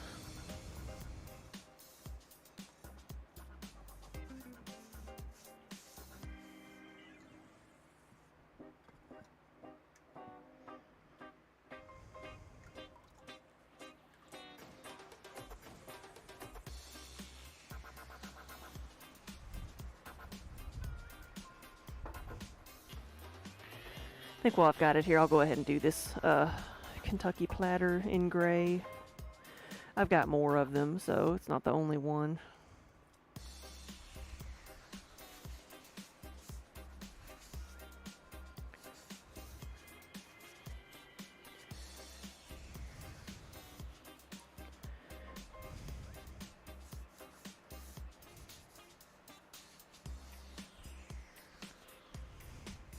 You know, I always think to make things like this in the neutral colors or in the blues, and then, like, it never fails. I will get an order for something like this in, like, yellow.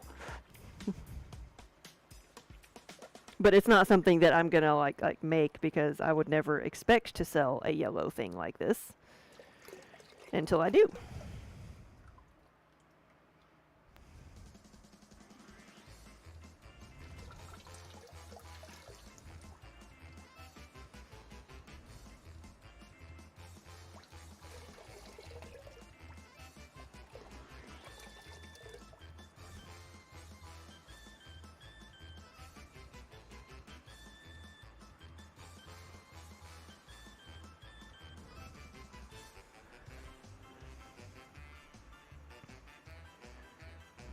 About like 30 centimeters tall. Okay.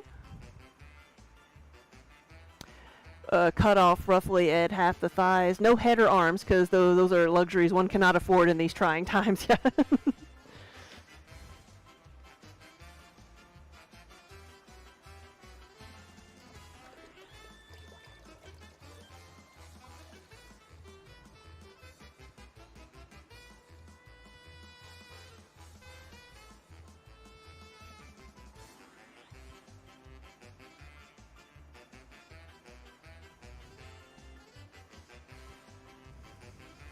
Here we go.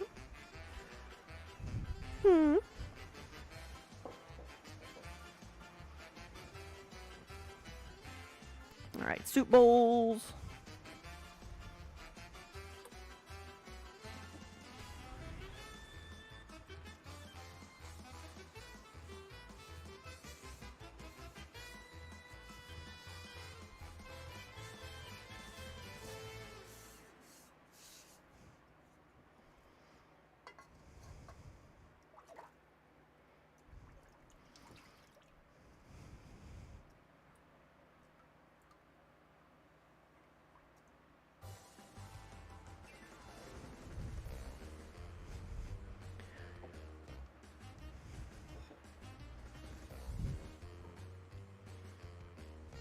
Did that one. Let's do.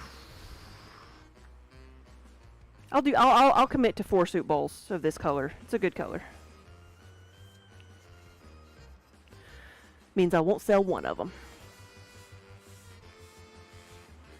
Spook, yeah, you told me that you learned to play Magic because you thought that's where you got sick from, was the pre-release.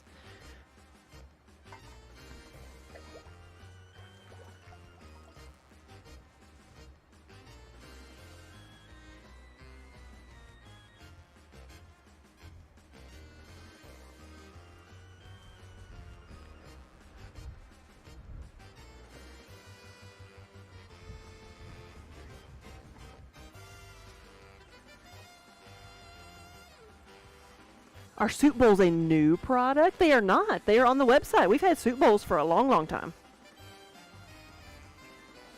We sell them quite often at the gallery, and it's a good kind of in-person sale too. When we, so I made another batch of them for our show we're doing. The St. James Art Show that we're doing this next weekend is a fine art show, so it's not like a gaming convention like what we've where we found ourselves going. So we're taking all of our bakeware and stuff. Yeah, this is one of the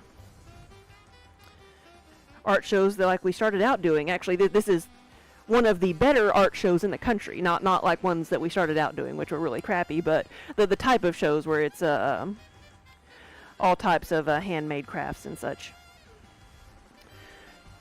Okay, this is number 4. You're playing through all the decks in the tutorials in Arena, and you learned you're pretty good with the blue deck. Not so good with black or white, really. So does the blue starter deck have counters in it, or is it more creature based? I think the blue starter deck on there is good because it's like a lot of flyers and like bouncing things to people's hands. Yeah.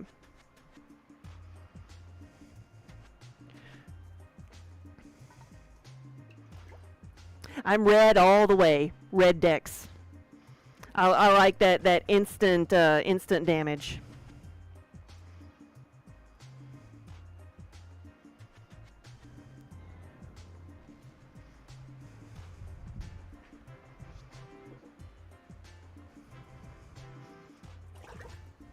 Let's dip this one before I forget about it. It's the bottle.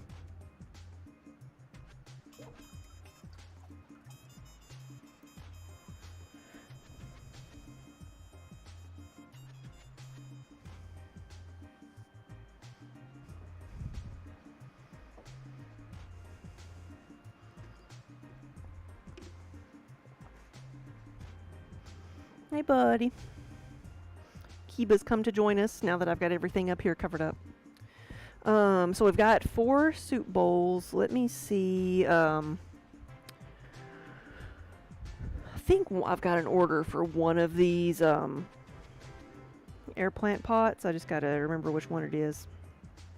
Something needs to be a specific color. I didn't want to set it aside before I forget.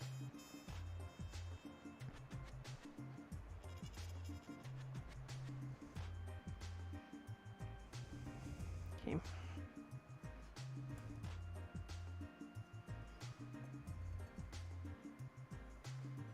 I soiled myself. Now what color does it need to be?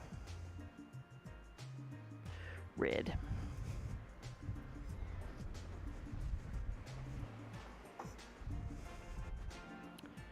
Hey, buddy. Come on. Oh, come on. Oh, I got you. You don't have to hold on. I'm gonna move all my stuff out of the way, okay? So you can stay up here with me.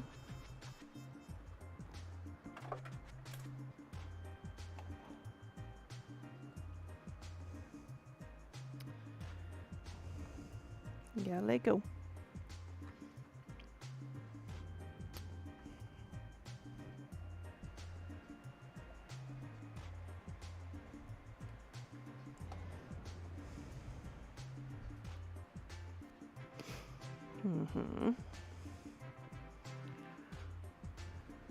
Potato, you got lots of pretty glazes on the wall. The goblin brain likes the shinies, yes. It's all the different options. Alright, so I'm going to do a couple in gray here that for the plant pots. So I'm just going off the top of the stack. This one says not dead yet.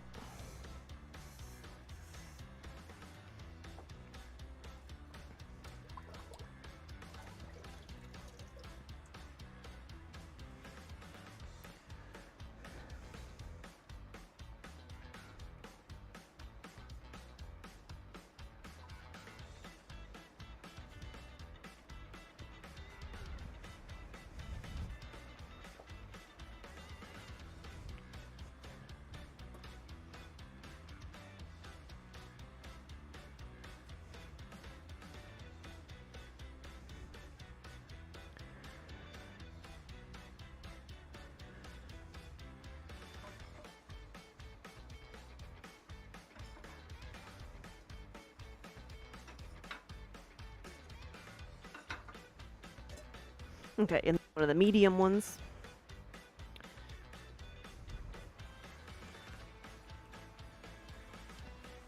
We got an ad starting in about 10 seconds.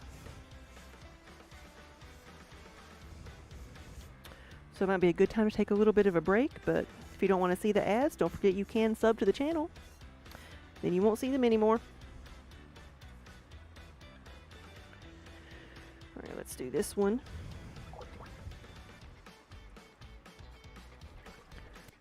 Oh, spook. Yes, I've had that happen before. Oh, yeah.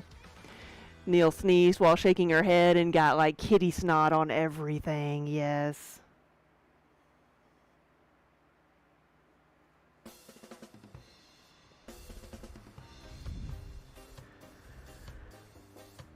And I'm going to do the little plate that goes underneath it.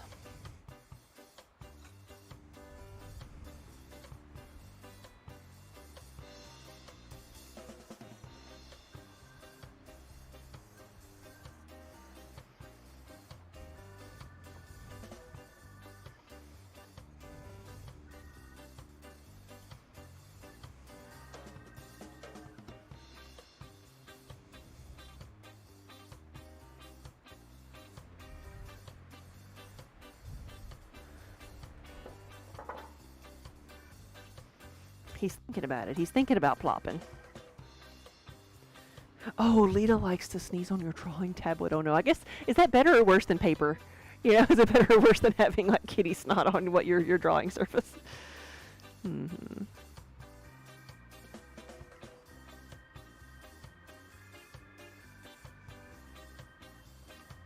Hmm.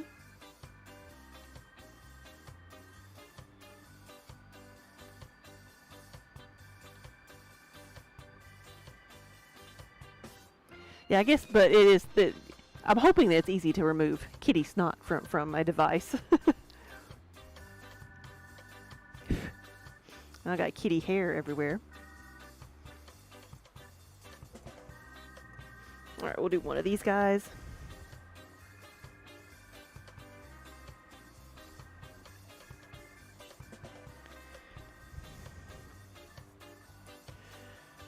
We've got to do sound effects when we do this, okay? Here we go.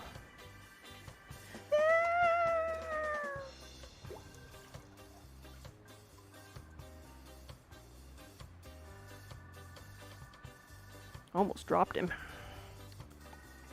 There we go.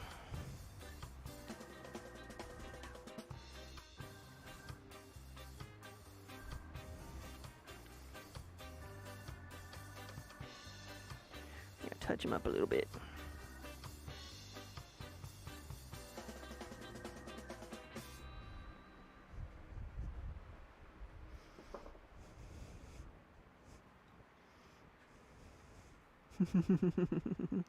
You can see his floppy tail. Yes, sir.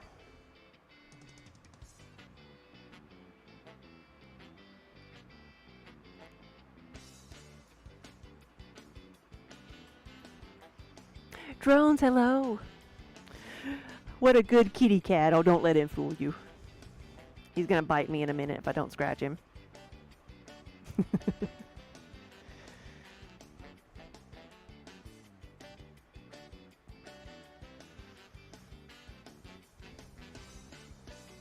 gonna do one of these mugs here that says y'all ain't right.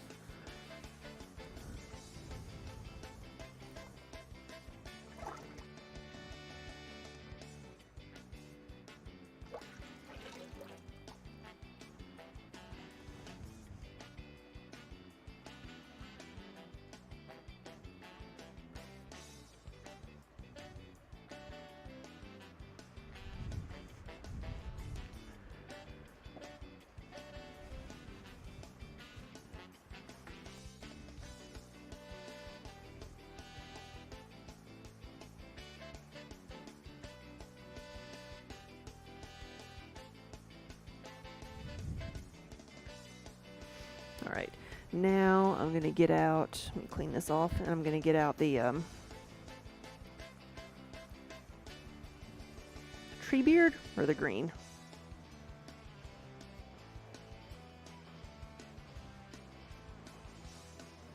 Let's see which one I have easier access to.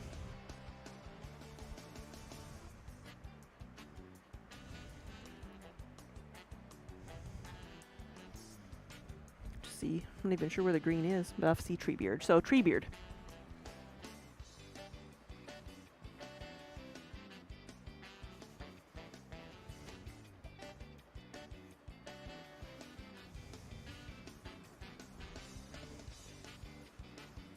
Yeah, Minnie was sitting up here in her little hammock.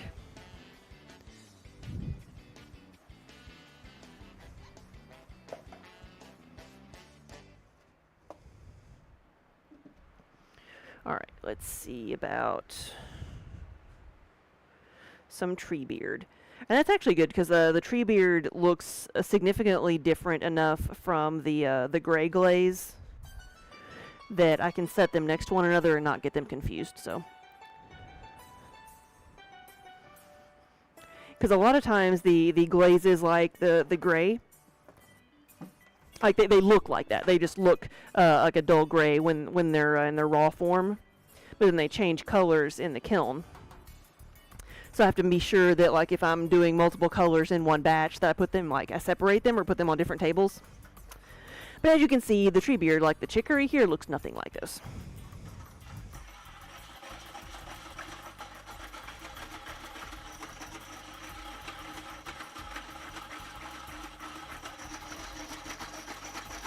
Ooh, this stinks. Oh, it stinks.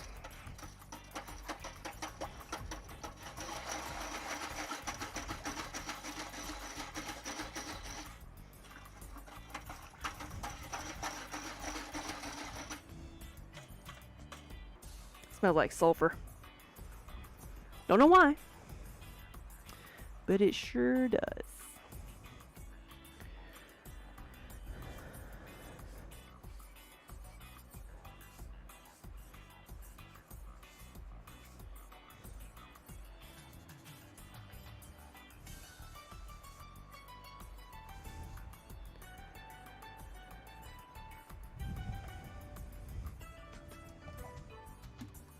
I think I need some more water in there. That's awfully thick.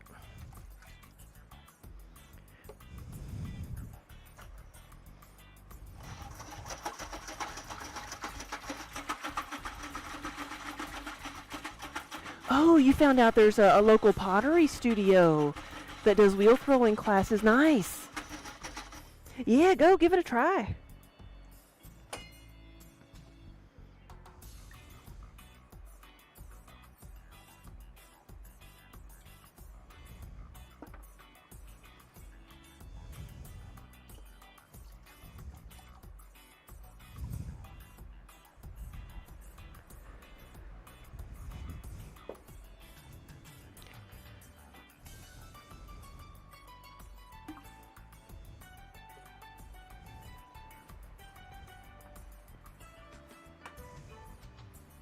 Should I do my Kentucky platter in the tree beard? I'm kind of thinking about it. Of course, tree beard's covered up by the cat tower.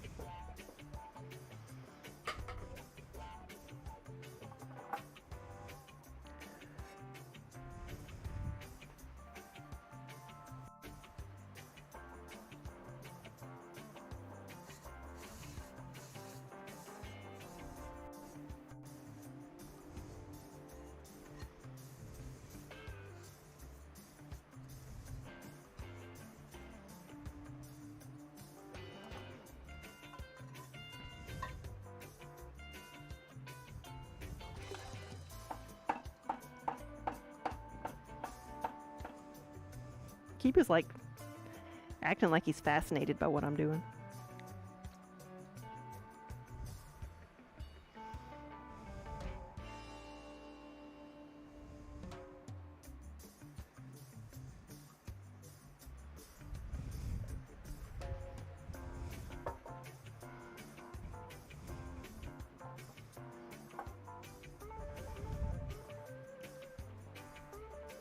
Yeah, you've done it before. You've done it so when you were 18, so you remember none of it.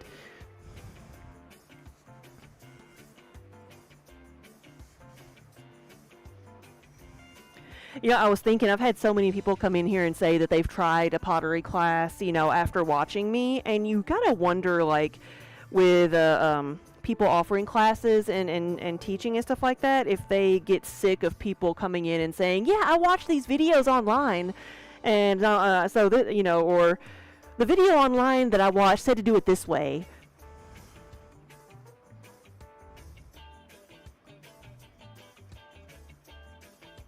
So it makes you wonder if they they cringe whenever somebody comes in saying they've watched videos online and want to take a class. Oh, buddy, hold on. I see that you want to get down, but you got to hold on just a second. Stay back here. Just come over here.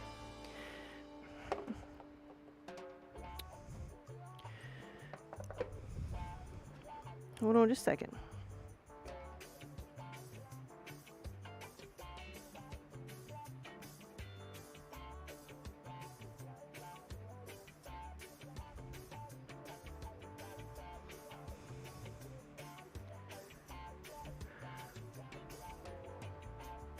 Camera froze? Oh, it did, yeah, because Kiba's now. Why am I dipping these in blood? Shoo.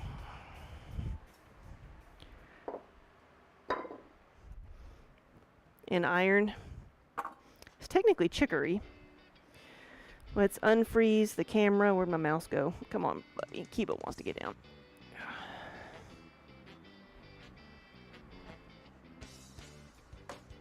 So I'm going to put him down.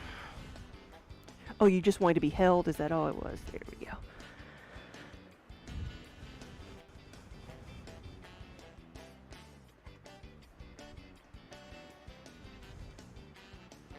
Should just leave it there. Kiba's never left.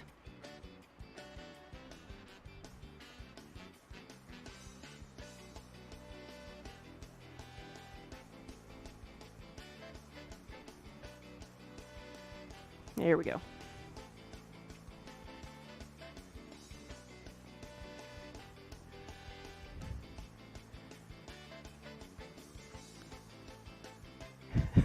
He was silently critiquing my process, and now he's given up on me.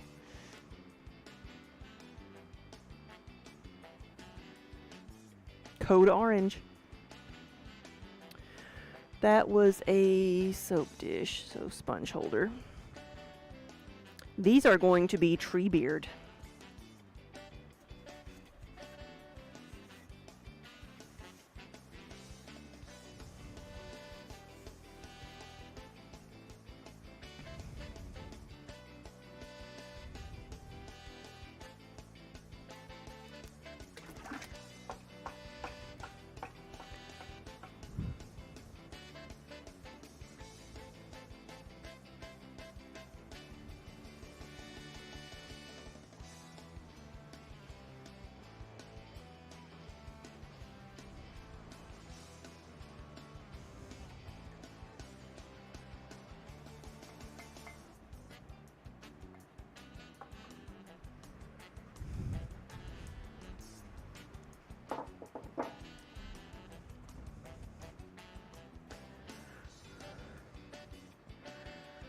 Spoon rest.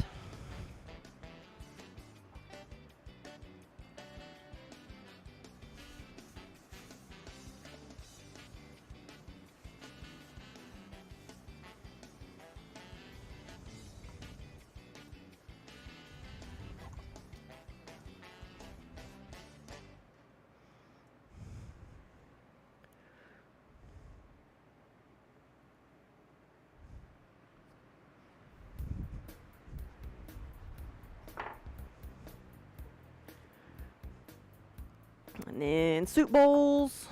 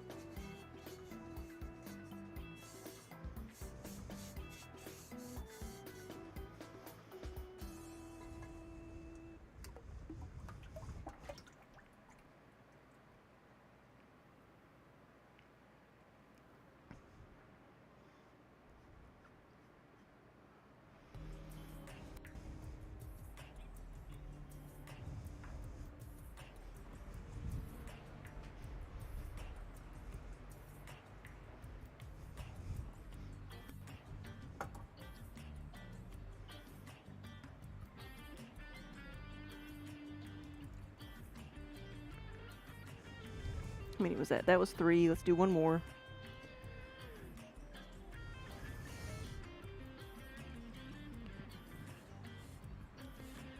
You have yet to go to like Joann's or Michael's for Halloween stuff, but you did go to Party City and get a few cool things. So the weekend we were gone, there was a huge estate sale here in town that was nothing but like holiday items, it was like I'd say 50% Christmas, but there was a lot of Halloween stuff and Easter and just like all kinds of decorating stuff.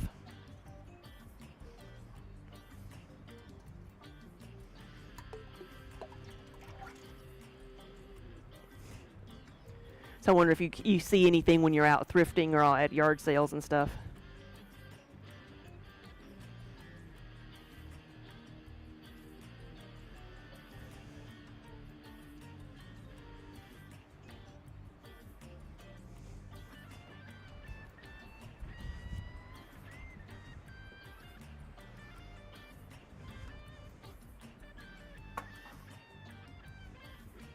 All right, I wet my plants. There's a witch market coming up next month that you want to go to, but it sounds like a lot of fun. Yeah, Halloween themed stuff. I'm seeing a lot more of those type of markets, uh, more than I used to.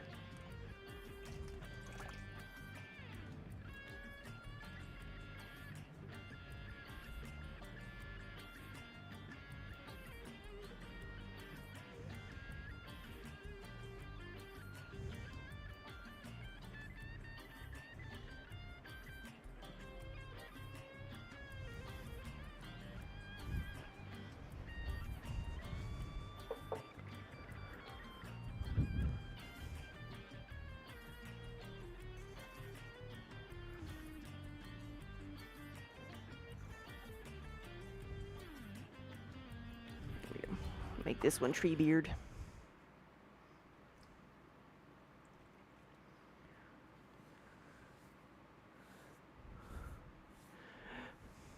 Melimoni, so you always expect the spot on the clamp holds to be devoid of glaze, but it doesn't seem so. Well, I do have to sometimes go back and touch it up. Sometimes the glaze might run over it, but I do, if I see some, like the clay showing through, I'll touch it up with a brush or just a little, dot with my finger, kind of smooth it out. See if we can dip this whole one. Here we go.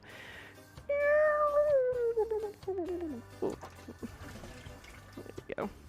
Bleh. I couldn't twist my arm that way to so that you could see him throwing up.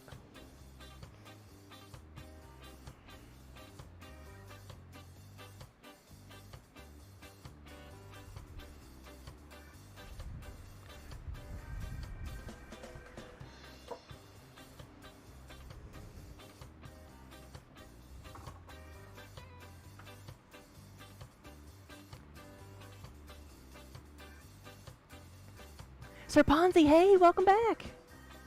8 years, 9 months. Yeah, for a long time.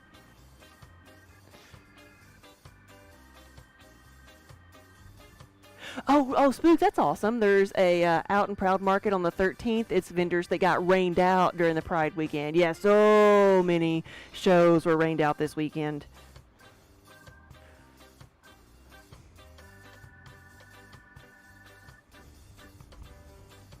Now, I might have to pour the glaze into this one.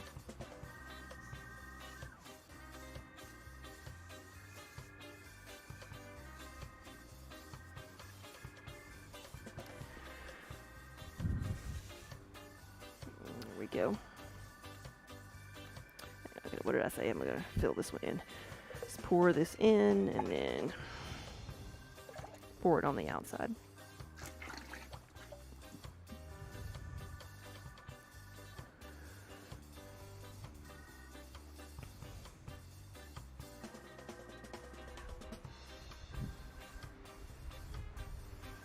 And while I'm thinking about it, I'll grab the bottle that I have over here.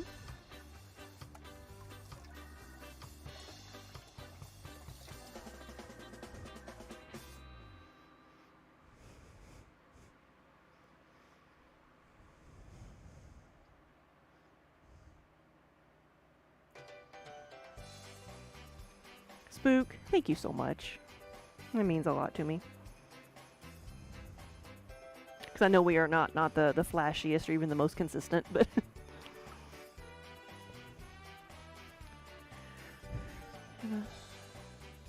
not quite dry yet.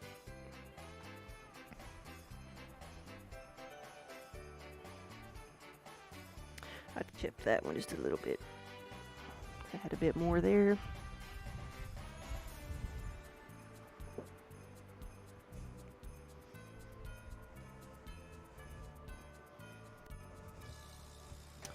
What I can do is I can do one of these. One of the tankards.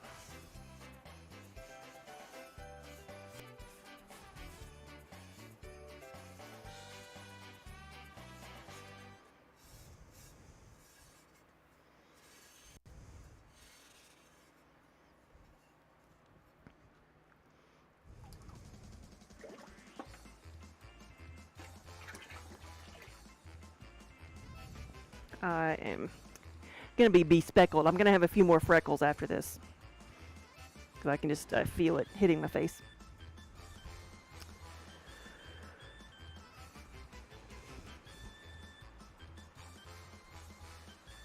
I'm sitting here debating on whether I should make one of the Kentucky platters in Treebeard.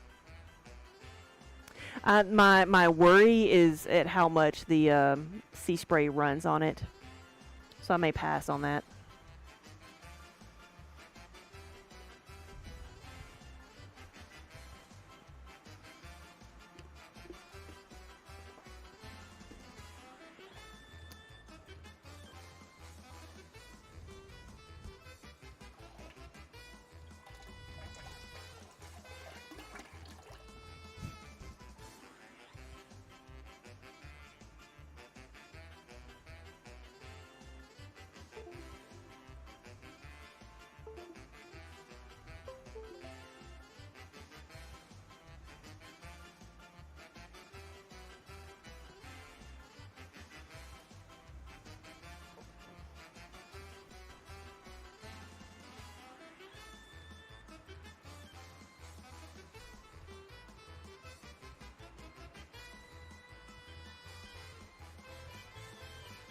Nope.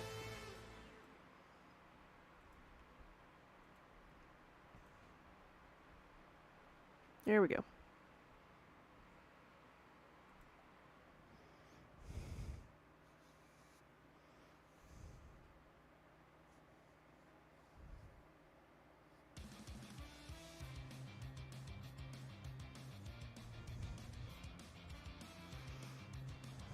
Yeah, I've still got quite a few things stacked over here, but I'm making some room.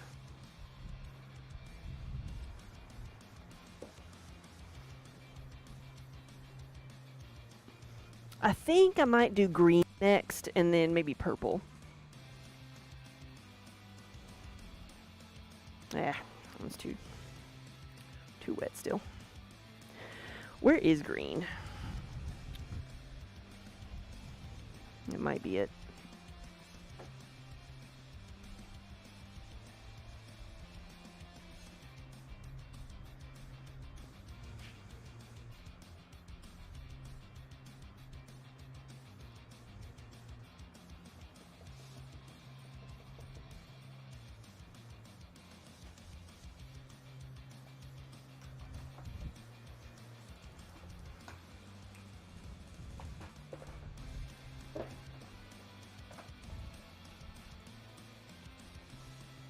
Found it.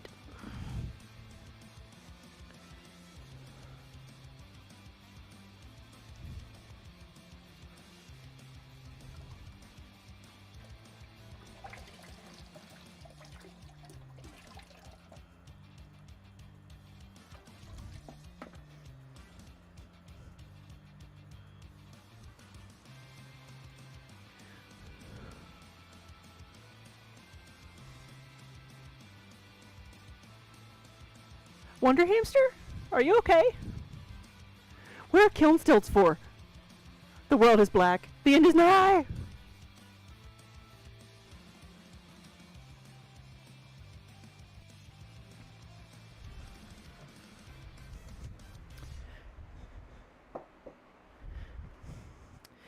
I don't know that I would like put stilts on something that would run as much as that would for the Kentucky platter.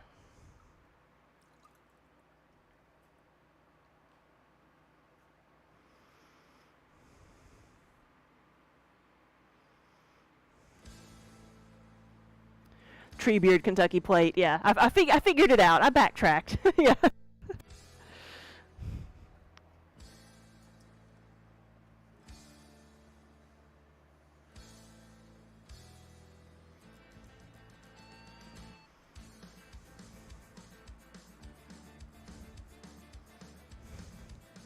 Took me a second to get caught up. Hey, Knitter Girl. Good afternoon.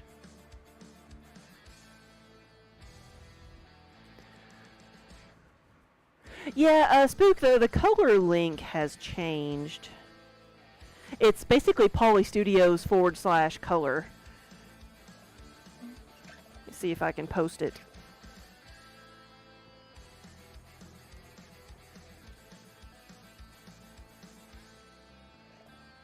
Alright, I'm going to get the green out next.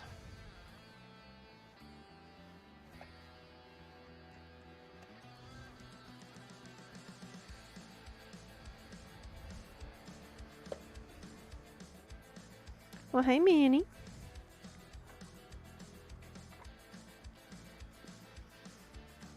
Mm-hmm.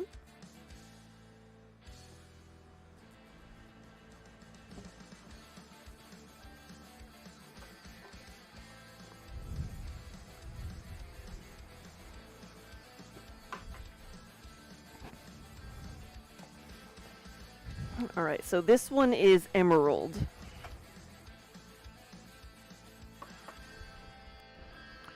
Which, do I have one back here that's Misty Forest at all?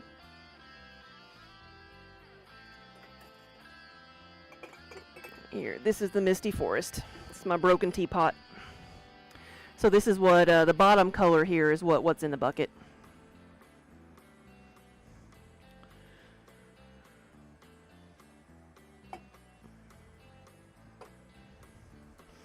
You coming up here, Minnie? Hmm. Come on. Nope.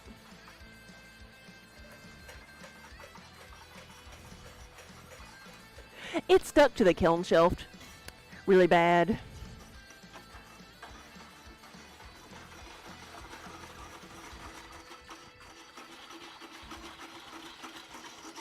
So the bottom is all jagged.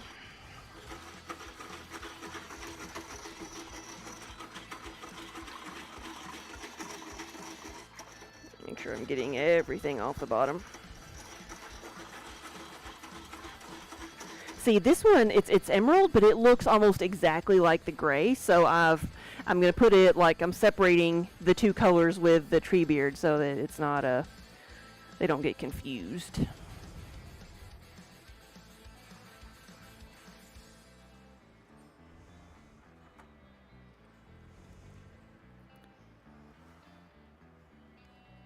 Well, here, I'll put it there.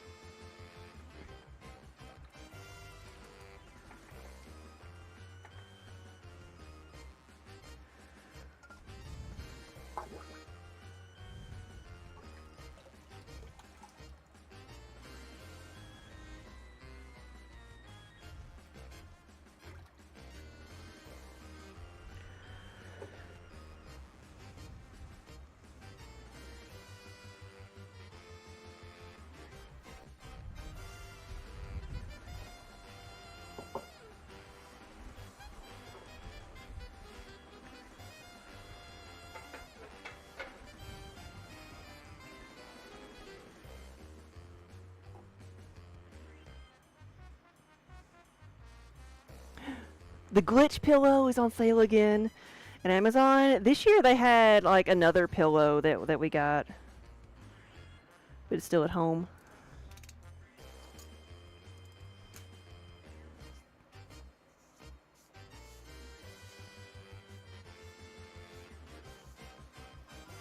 Oh, hello. Mm-hmm.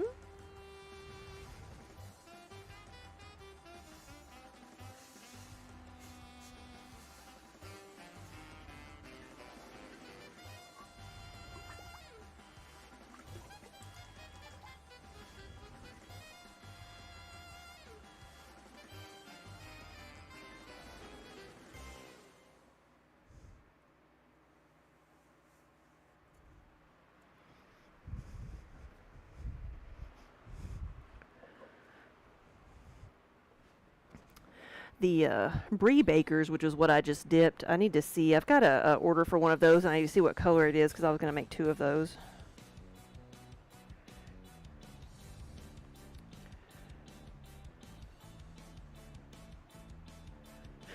Misty, I'm glad I checked because it was that color. So I need 2 of those.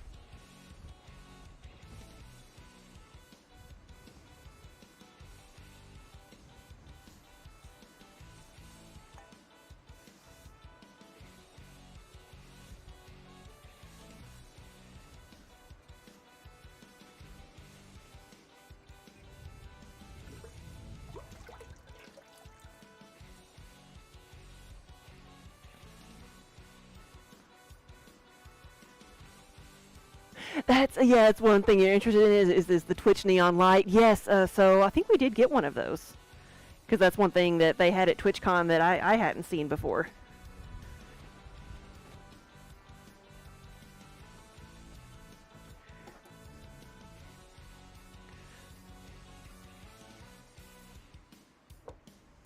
Yeah, I didn't end up getting a shirt. I wasn't too impressed with the shirts they had, but they were very like retro 90s surfer style t-shirts. And saying neon, they were all like neon type colors as well.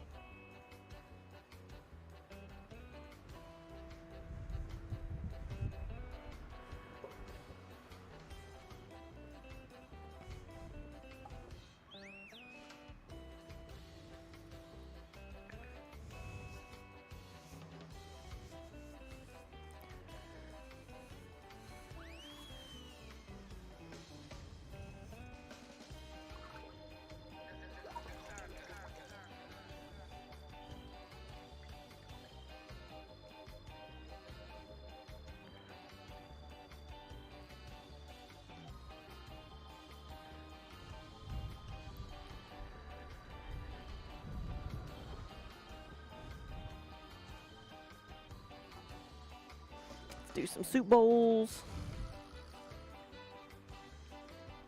Hawken, hey, good afternoon. Yeah, welcome everybody.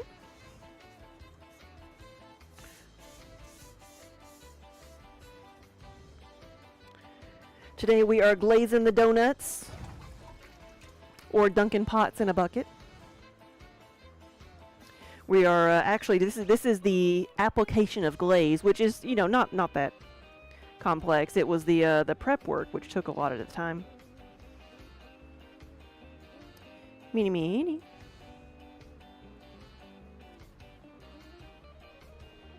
She's about to peek her head around the corner.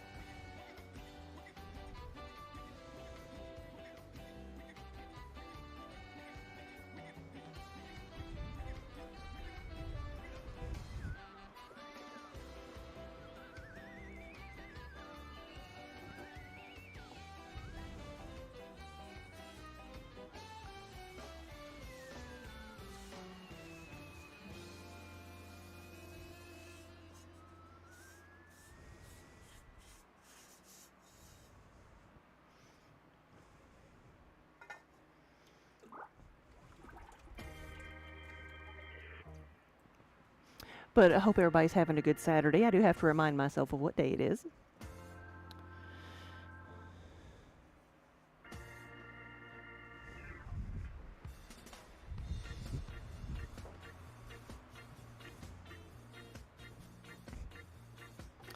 Before I forget, let's dip the second half of this. This is one of the oil bottles.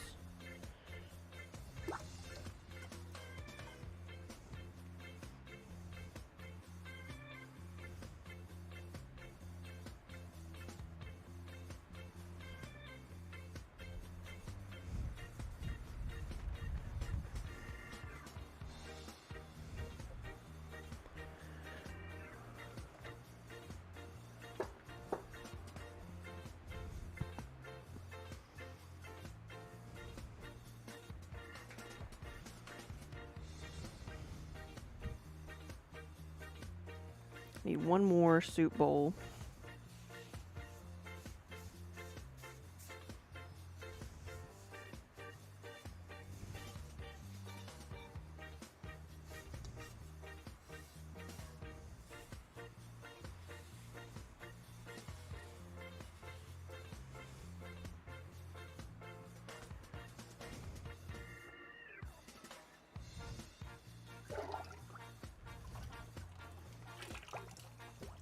Ooh, what are we doing?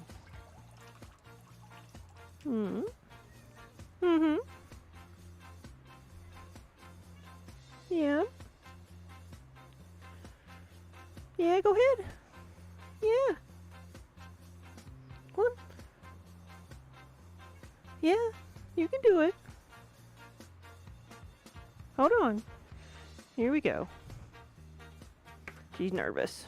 I think there's too much stuff around. Come on. Come on. You gonna stay over there?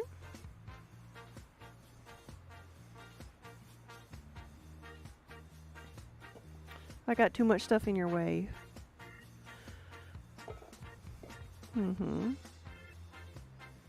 Yeah, come on. Whoop.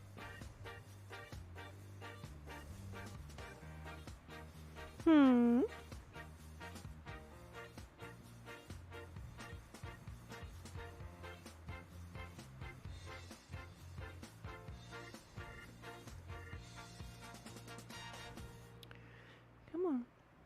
Come here. Yeah. See? There you go.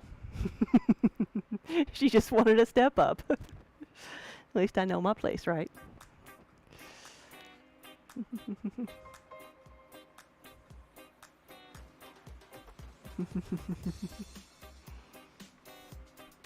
Hawken, welcome back. Just in time to see Minnie here. So I just moved the cat tower over here. Like it was over here for the longest time, and she loved it, and so but I rearranged and moved it to the wall, which it had been there before, and she was fine with it, but she refused to touch it because I moved it. So I moved it further back a little bit, and so she immediately jumped up and was playing on it, and so she's fine.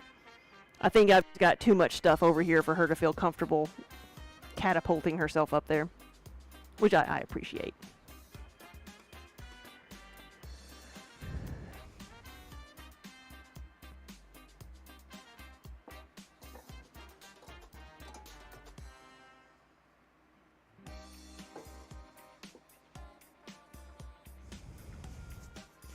We'll do one of these guys in green and Misty Forest.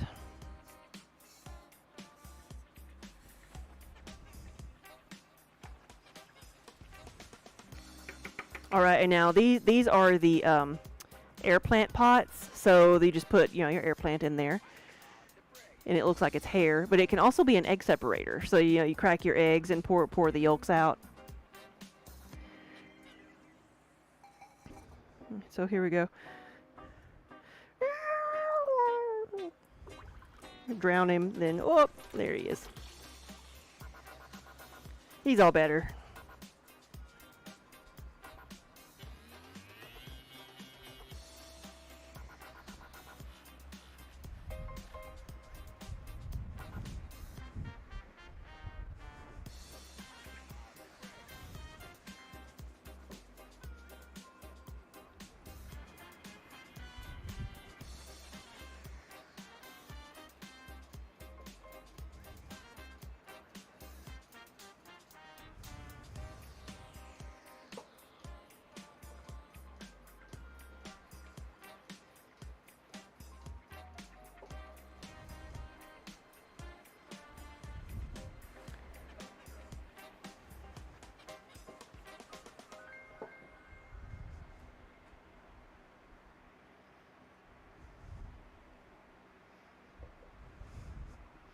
Just rearranging a little bit.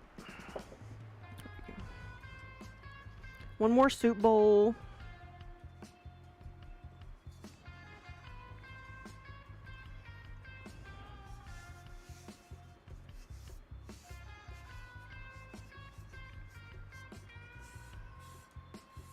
So now I've got another supervisor.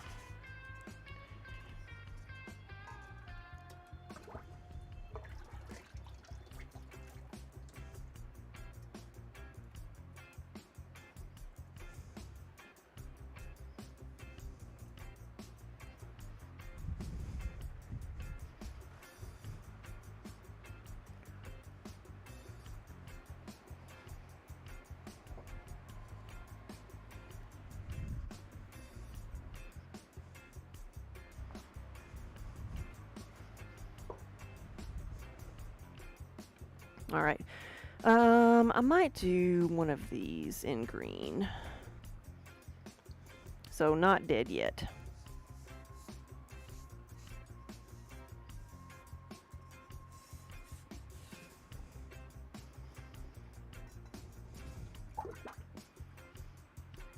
She thinks this job is serious business. Yeah. She's almost asleep. Almost.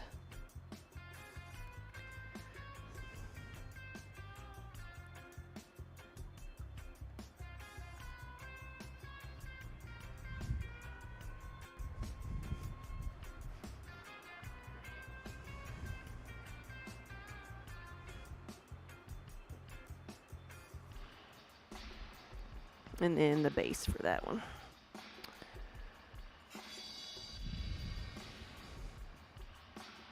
I might do a may contain bourbon in the Misty Forest too.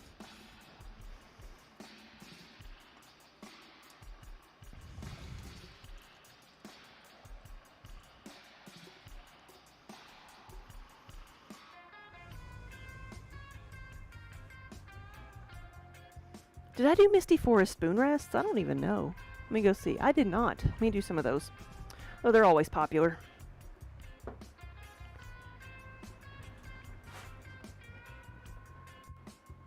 I did a sponge holder and a soap dish.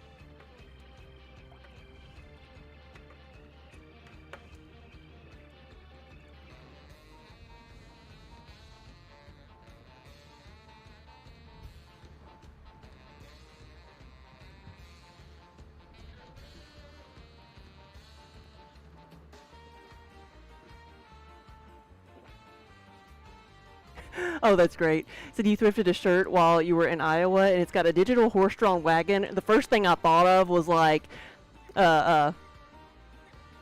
dysentery, Oregon Trail. Get in, losers. We're going to die of dysentery. Yep.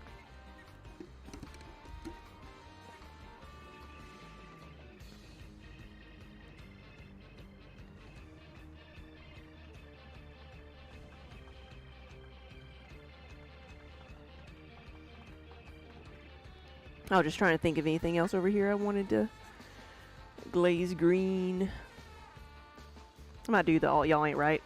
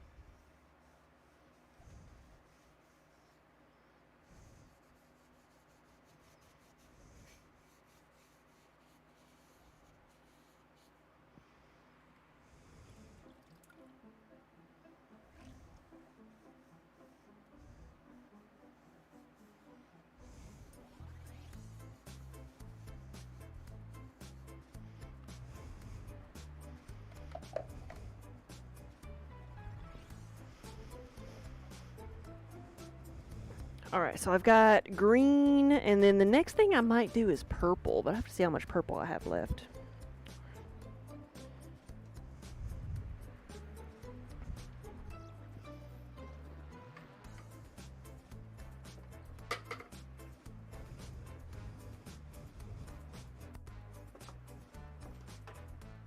It feels like I've got a good bit, or enough to do some of these.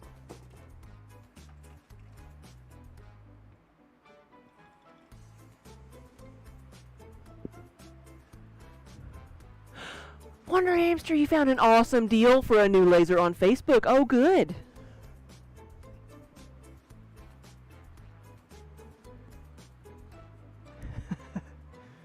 Spook, you're looking at buying a new resin printer?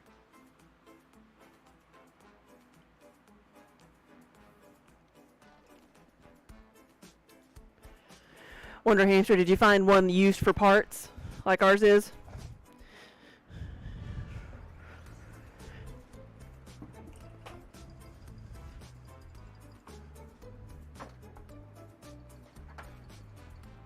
Oh, you did? Okay. I see it now.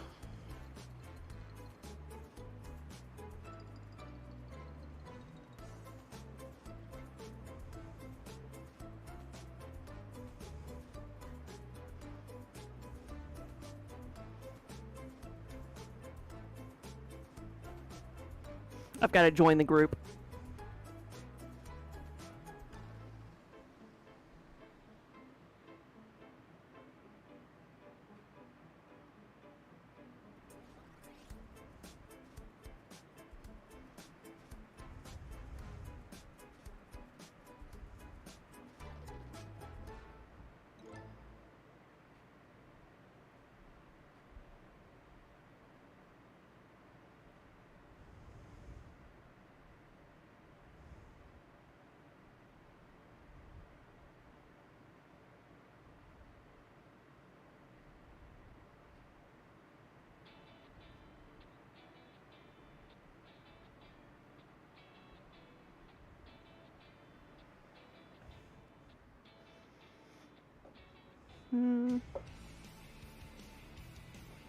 Yeah, I'll go ahead and do one of these in purple.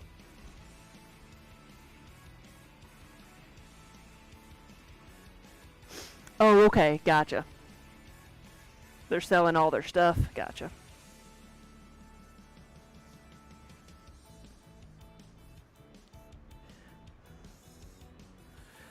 You invited me? Okay, well I still had to answer the questions when to be able to see it, so. Go approve of me.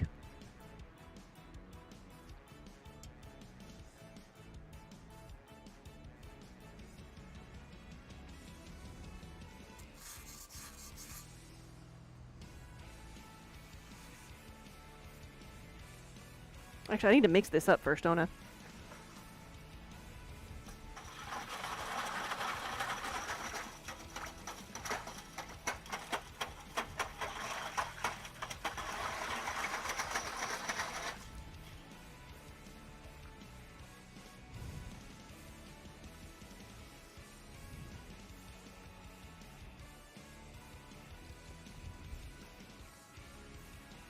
Ah, okay.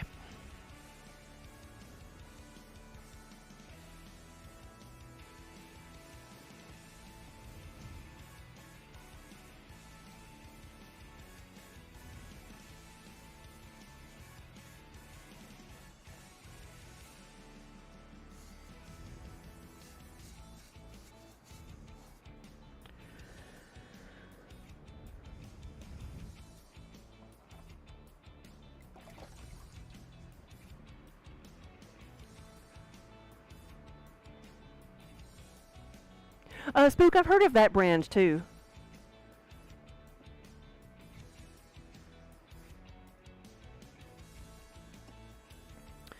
I wanted to do the crazy cat lady this color.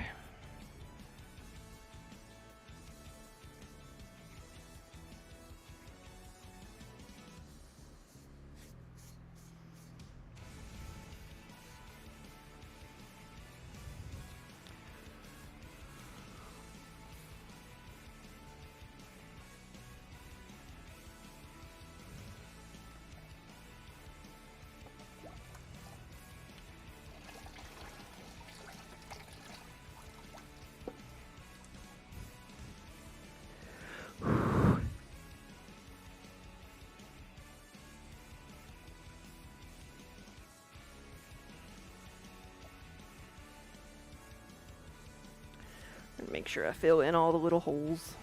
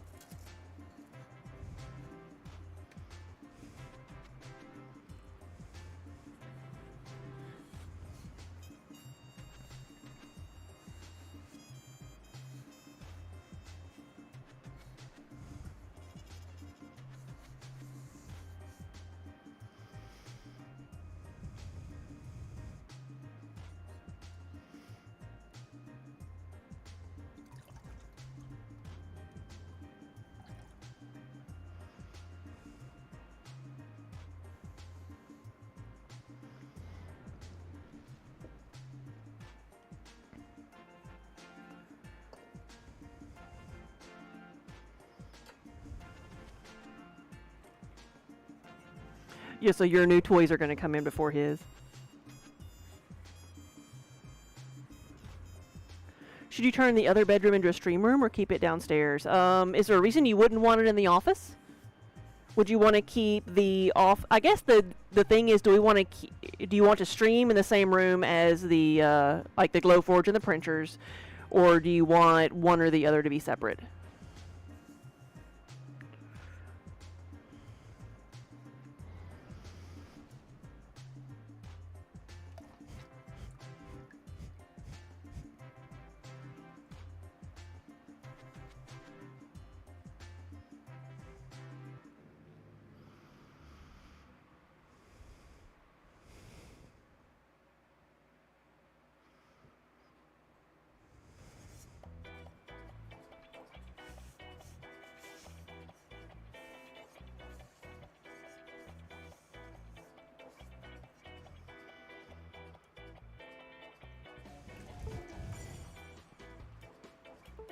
Yep. Again.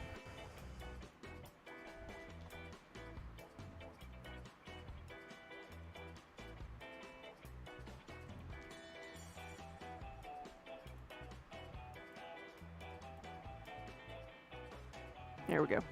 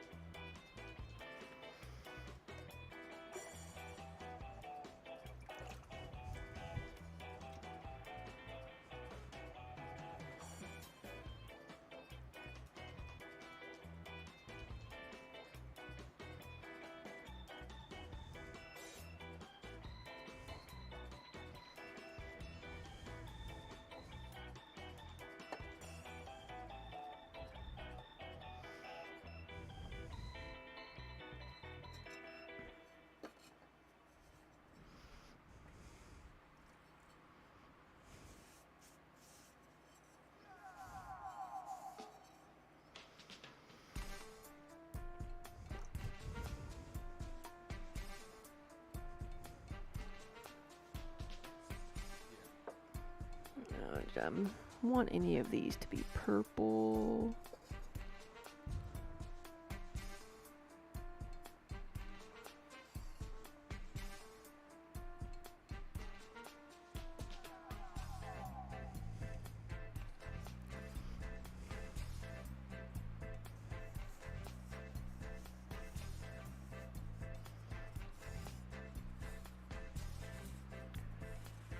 You got new LED panel lights you got to set up. Nice. So what are you going to use your silhouette for?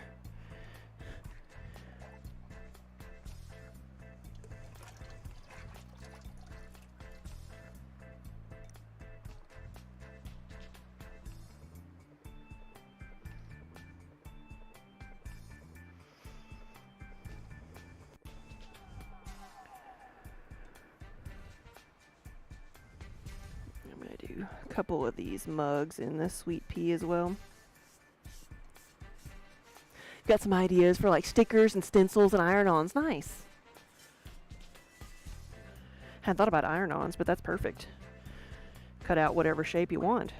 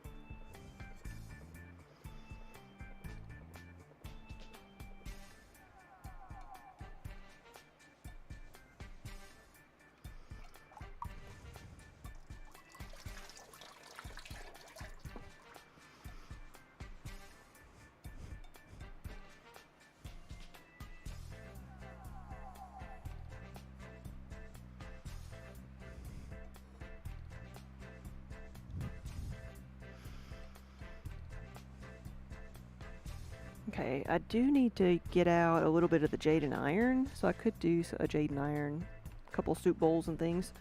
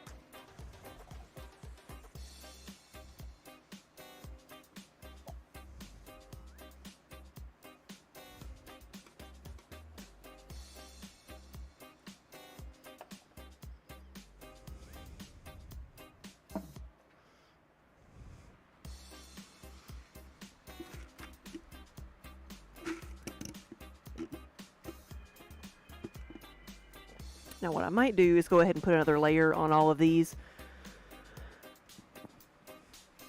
because for the most part things are dried out. It's going to be sea spray on the stormy skies and the tree beard, and then on the purple.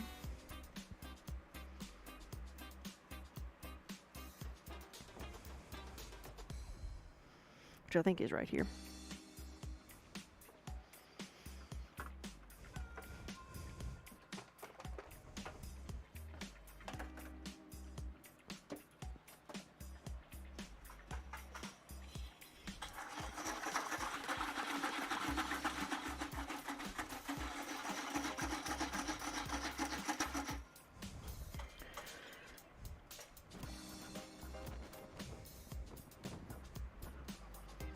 I'm going to do some of these first.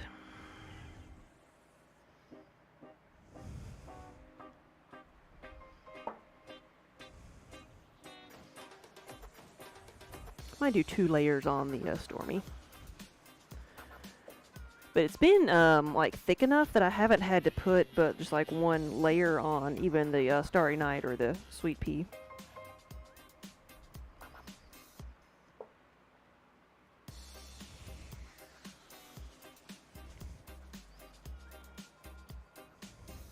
you know, on these flat items, I try not to put too much sea spray around the edge.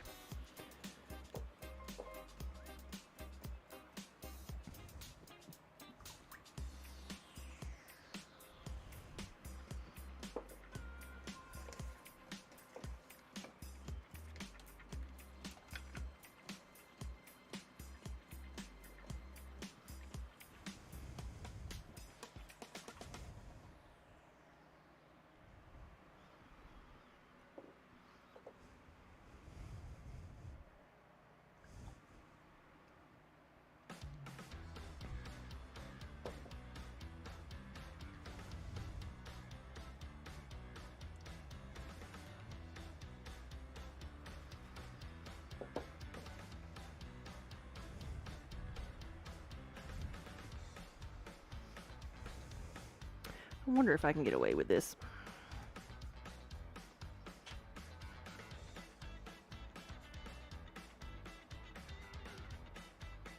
I bet I can do this one way and then the other. Just a bit too long.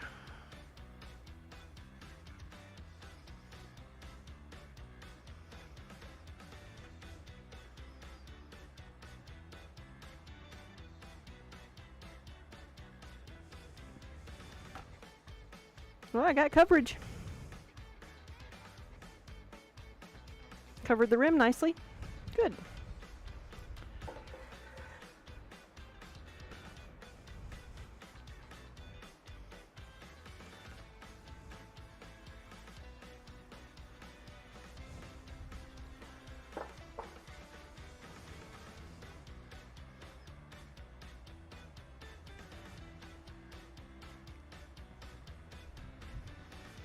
Sometimes the hard part when you're dipping the rim like that is to not create such an suction air bubble so that the glaze splatters. So I try to twirl it around a little bit.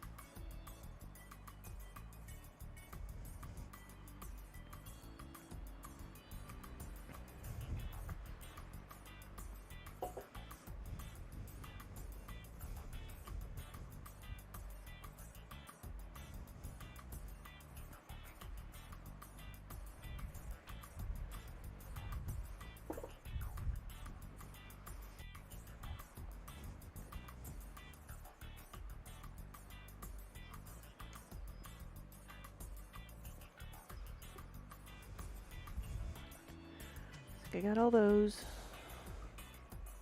Now for the tree beard.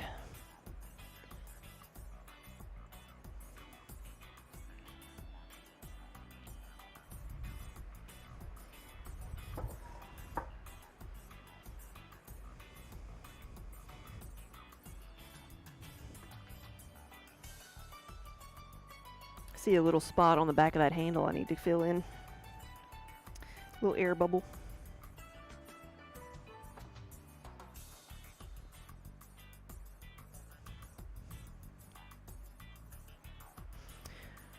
There we go.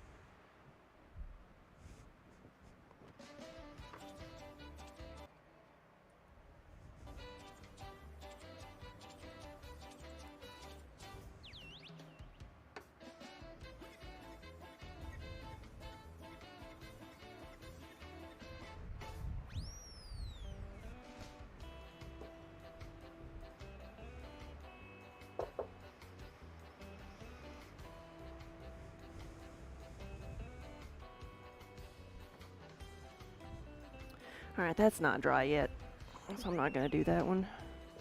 I'll wait on a couple of those, but I can do this one.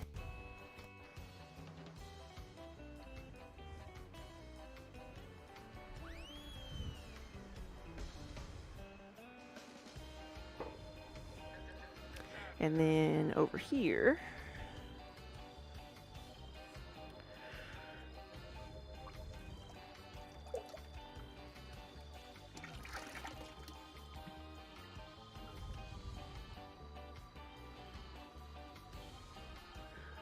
on your way home, you got to visit the Mall of America, yeah, and saw the Lego store. Ooh. Bet that's fun. I wonder if it's bigger than the one in Orlando. I remember going and seeing that.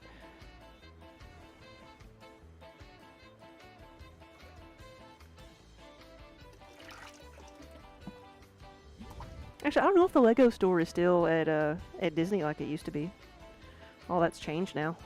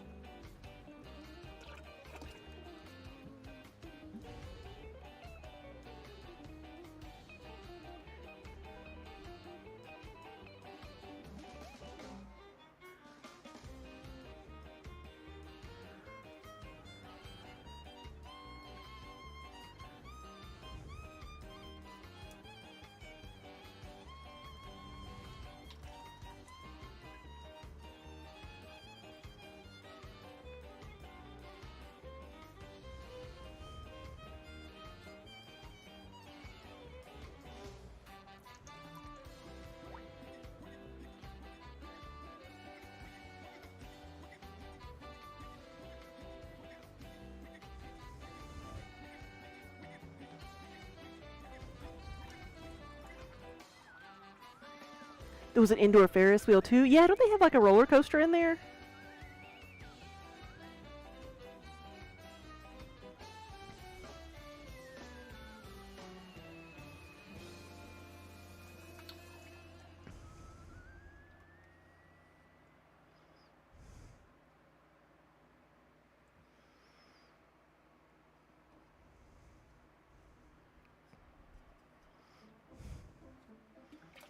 I think that's all I need that for.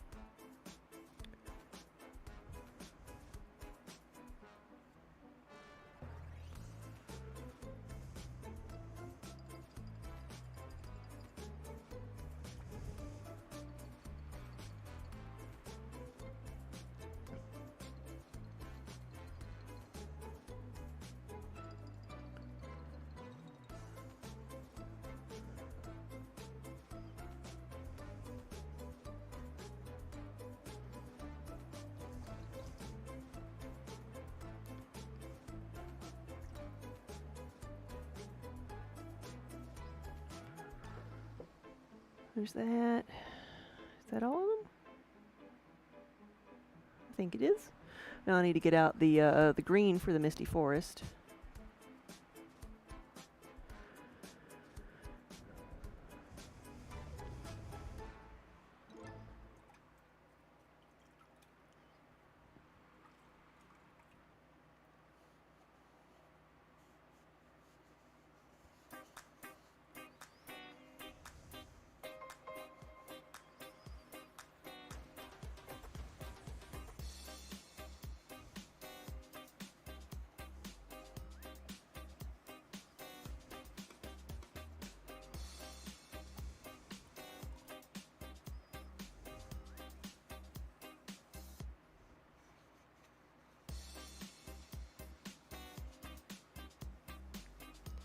One thing we got to do this weekend or last weekend at TwitchCon that we had not done before was we went to a hot pot all-you-can-eat restaurant. We'd never been to a hot pot restaurant before.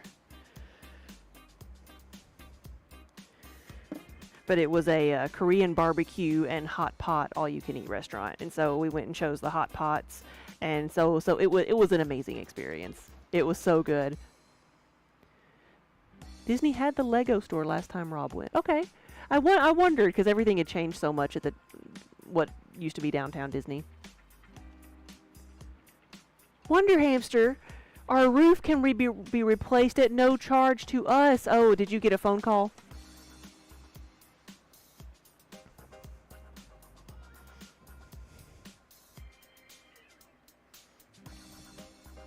Yeah, it was great. Like I don't guess most of them aren't all you can eat, but this one was like had the bar where you could go get all your vegetables and your seasonings and your hot sauces and peppers and everything you wanted, and noodles, and then as many or as few noodles as you wanted, and then you like pick your meats, and they bring you your meats, but that was something new that we hadn't tried before, and we just thought, well, you know what, I wonder.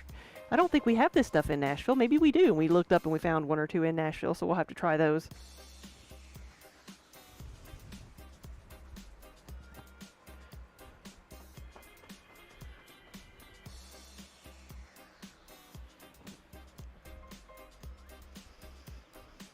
Where would the celery be?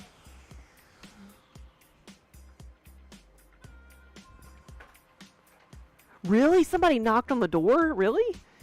And it opened. Someone knocked so hard it opened the front door. While you were working on the new doorbell? Oh, okay. Well, I guess at least you were there.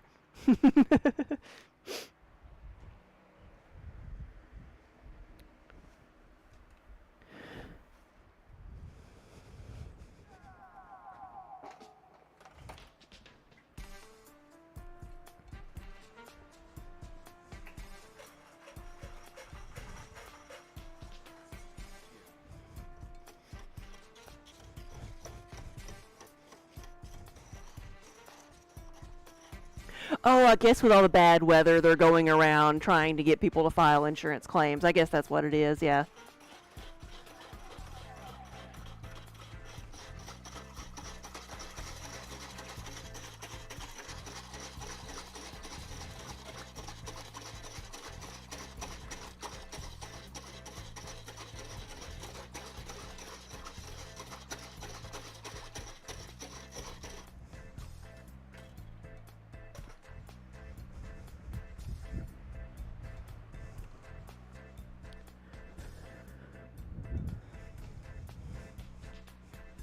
No, our roof is not damaged at all. This was some of, maybe not completely a scam, but slightly shady.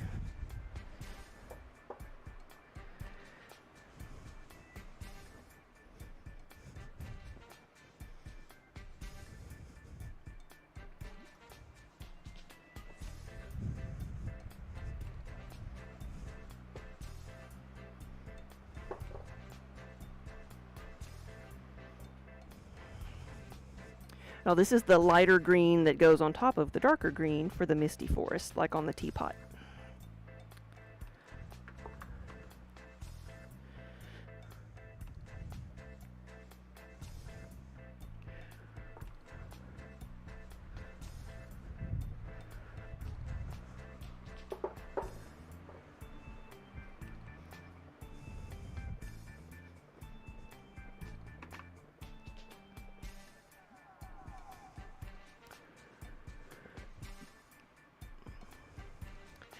Right, Spook. Yeah, you rent, so that's somebody else's problem. Ironically, they're redoing the roof right now. There you go.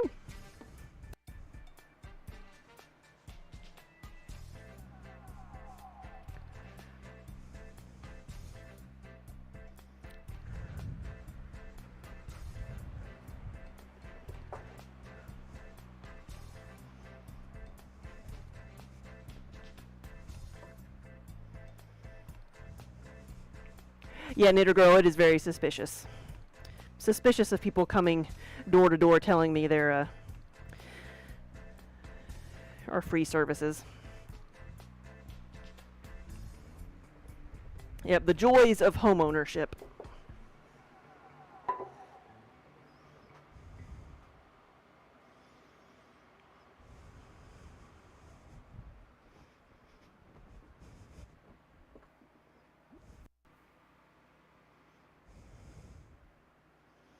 Fumes from the printers.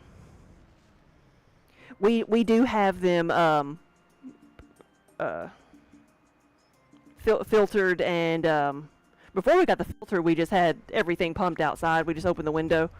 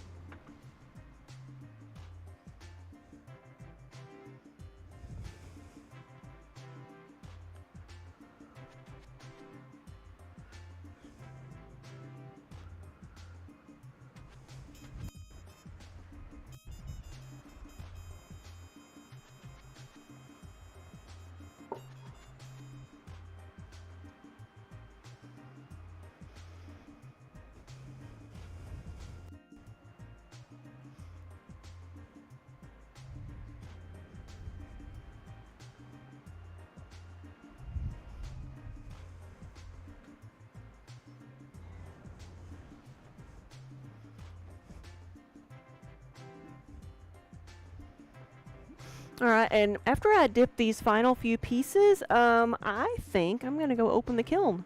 It is cracked a bit, and it's plenty cool. So I think we're going to go open that up and just get everything out of there.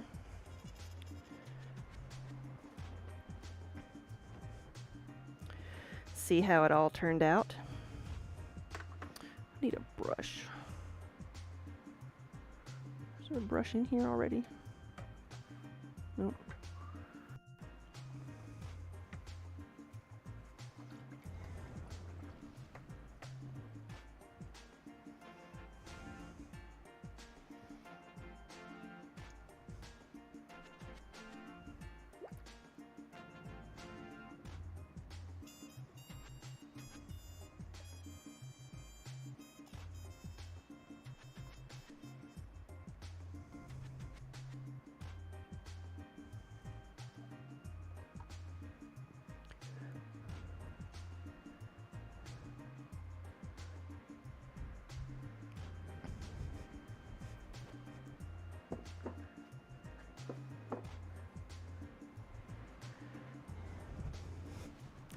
There you go, hamster. Yeah, you like to sniff your glue with that with no distracting odors. Yeah.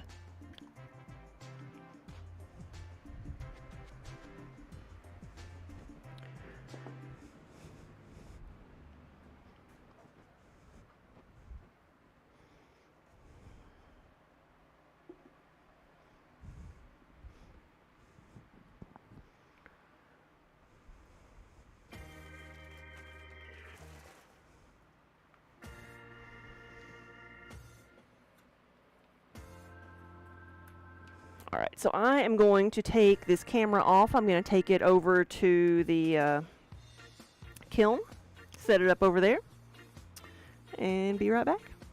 Well, now everything is just frozen, isn't it? I can fix this one.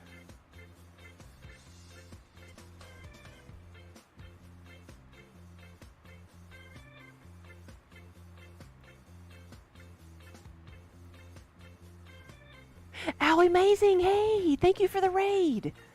Welcome, everybody. Sorry, I was just refreshing the cameras, and I will be right back because I'm about to do a kiln opening. I'm moving my camera over to the kiln, so I will be right back. I will leave you here with Minnie. Yeah, making sure everything works over here. I will leave you here with Minnie. But I will be right back. What were y'all working on today?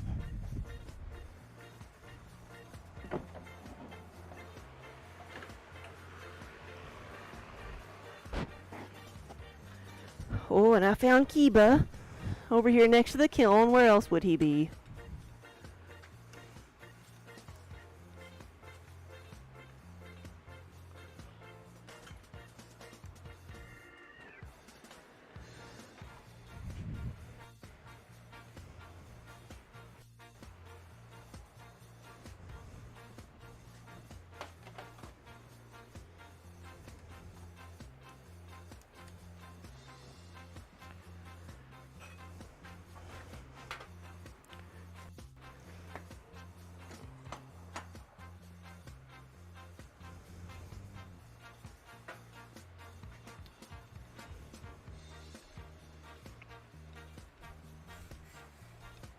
Alright, I think that's pointed at the right place.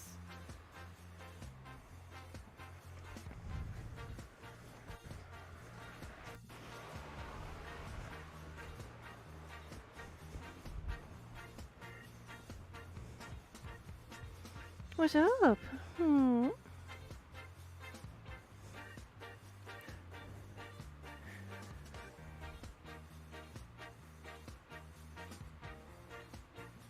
Oh, you were doing the card shop simulator. Daniel showed me that, and I was a bit confused at first. It's been pouring rain, so you just haven't been in the mood. I understand. We've gotten we've gotten constant rain, but luckily not much damage or flooding here.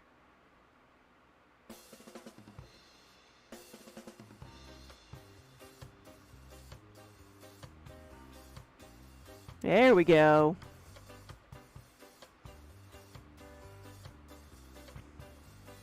That's good. That's nice and centered. So the majority of this kiln load is going to be Starry Night with a few Arizona Sunrise bowls there.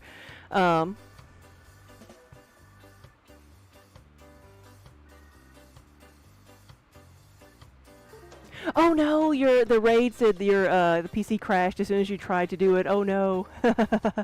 All right, did we? Yeah. Oh well. Let's fix this again, and then I'm gonna go start unloading the kiln. And I shouldn't need any gloves for this. It should be nice and cool. There we go.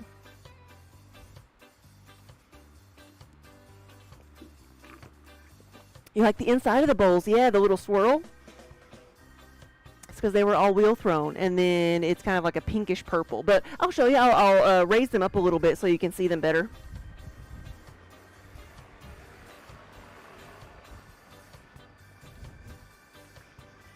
And of course, I've got a pet Kiba. He's over here.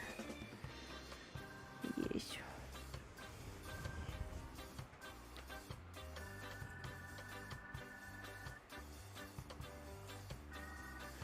So this one got a little bit drippy, but I can grind that down. It stuck a little bit to the kiln wash on the shelf. But I like that. Nice and more purple than pink.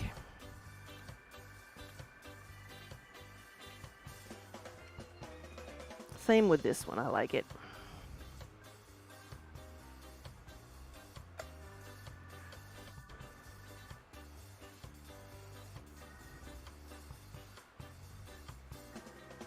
Looking good.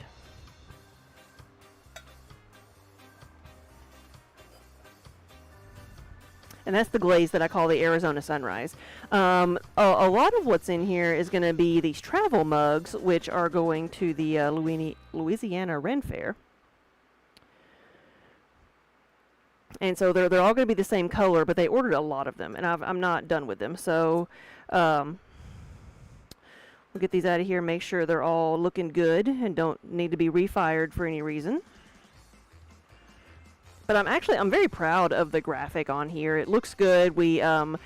I was able to incorporate all of the information they wanted, which was the year, the title, and all of the kind of decoration here, and then give it the little pops of color for the seal here, or coat of arms. That's the right word, coat of arms here. So. And I think it's very legible too, so I was very happy with that, rather than it being just a black and white graphic.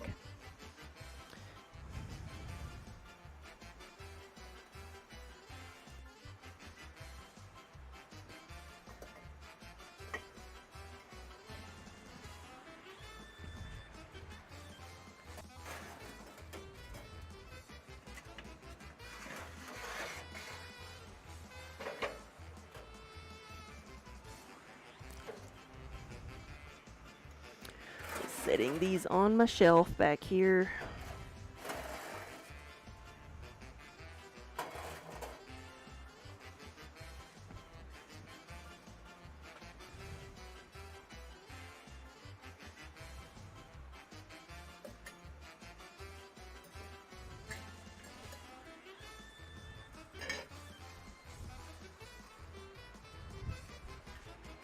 I'm very, very happy with how these have turned out. And so not only did they order travel mugs, but they've got, they ordered everything. They've got 10 ounce, 20 ounce travel mugs and tankards.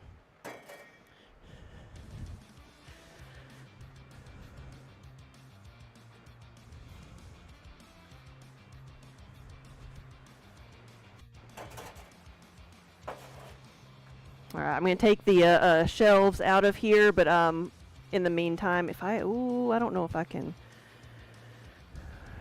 turn the camera that way.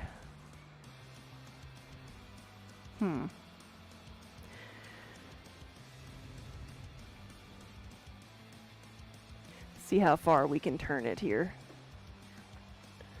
May have to shift it a little bit. There we go. Can you see Kiba over here? He's been yelling at me. Of course, now he's going to move now that I've done that. Yes. Are you... He might not move. Minnie's waiting to pounce on him.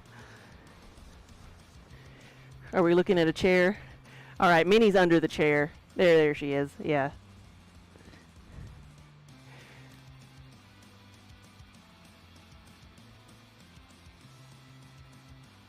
When do we go? It's like November or December. I forget, but it's because it's in Louisiana. Hi guys. Thanks for moving once I put the camera on you. Thought we were going to see a fight. Look, there's more.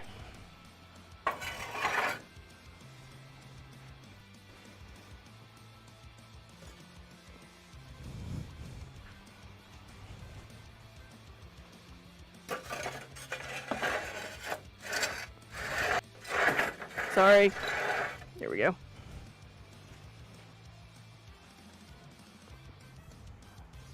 Yeah, I felt that, so I grabbed it. I could feel it sticking.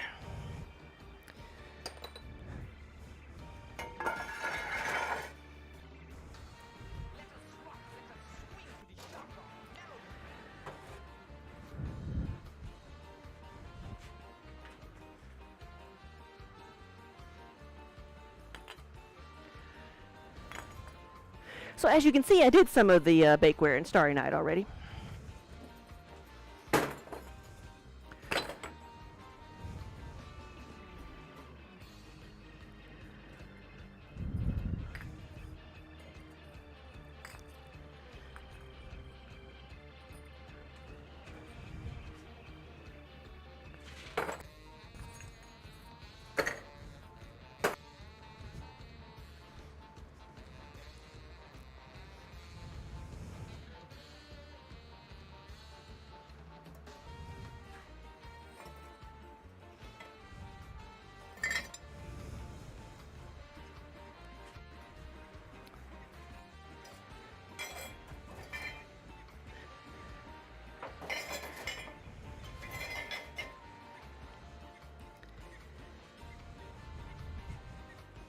All right, and here's some more oil bottles. This one is a swirly oil bottle.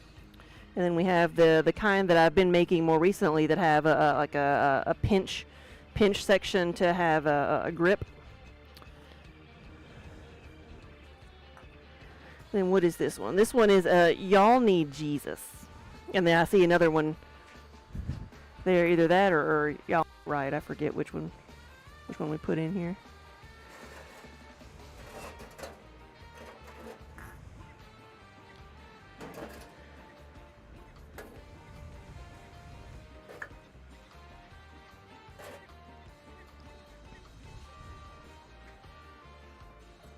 Oh, that's another one.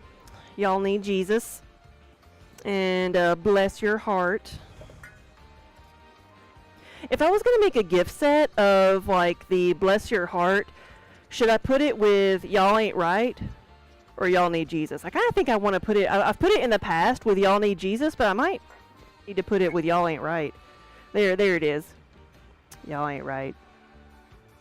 And then Bless Your Heart. I think that would make the better gift set. And there's another crazy cat lady.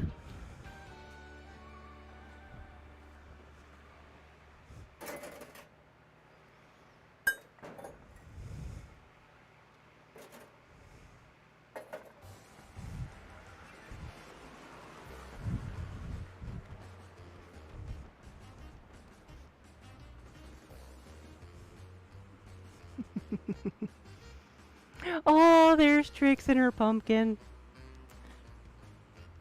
Spook, yeah, Tampa had the Rent Fair in February and March because of the heat. Yeah, that I can't imagine having anything in you know, in the summer.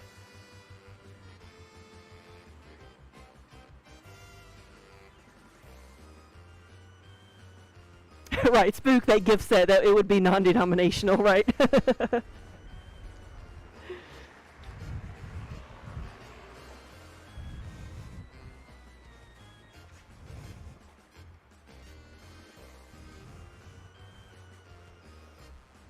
And then I grabbed them, but we have soup bowls, which you saw me glaze in other colors, and then one of the mini mixing bowls.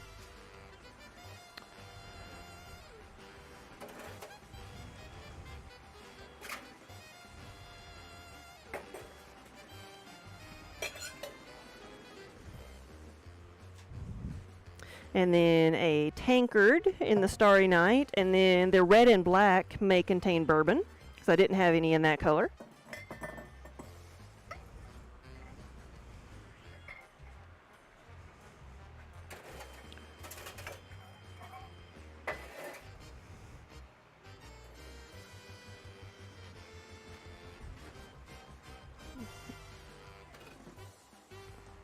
And look, more travel mugs.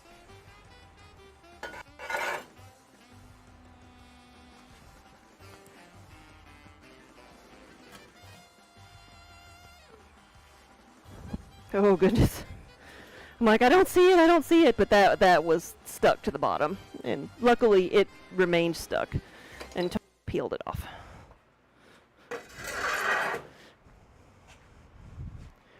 Alright, let's check a little bit better on this one. Okay, 3. Okay, there we go. Nothing was stuck.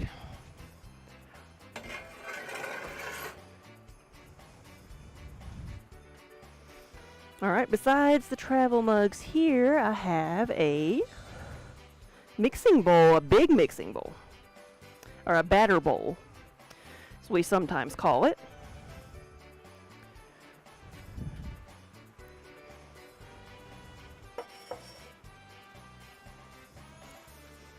And then the travel mugs, and they look good. Few of them with some spots, like there's some pieces here that didn't, like the glaze didn't go between the letters. I might refire that, but for the most part they are turning out really, really good.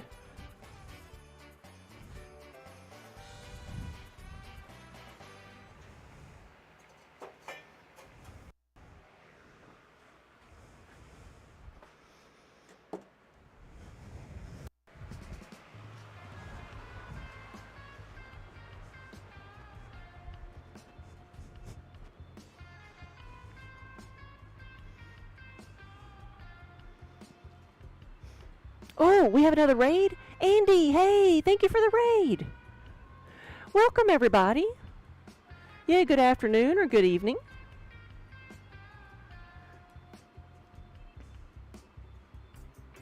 Jenny, yeah, you want to buy them all, yes. Well, these guys are actually going to a Renaissance festival to be sold as merchandise. It's a wholesale order, and I'm very proud of it. I'll go get some more out and show them again. But let me catch up here a little bit. So, Andy, what were you working on today? Let's see what all I've missed. Yeah, welcome everybody.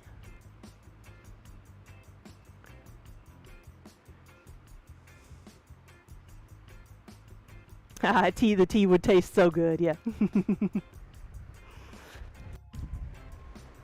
So we've had a lot of these travel mugs in here because I was doing everything the same color, but we also had some of the pieces that I'm going to be taking to my next show. So I had things like this is just a plain tankard with nothing on it.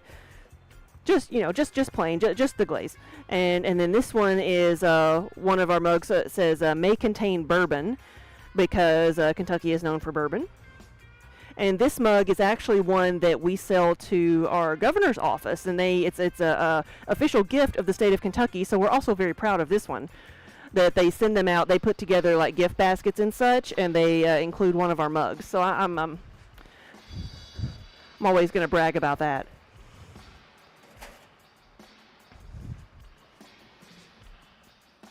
And so here's another one of these for the Louisiana Renaissance Festival. And again, I'm very proud that we got all of this information on there and that it looks good. That the colors are good. So their logo, it's a fleur-de-lis, a knight, a horse, and of course an alligator or crocodile, whichever. I don't know which is which there, but let's see if I can get these out of here.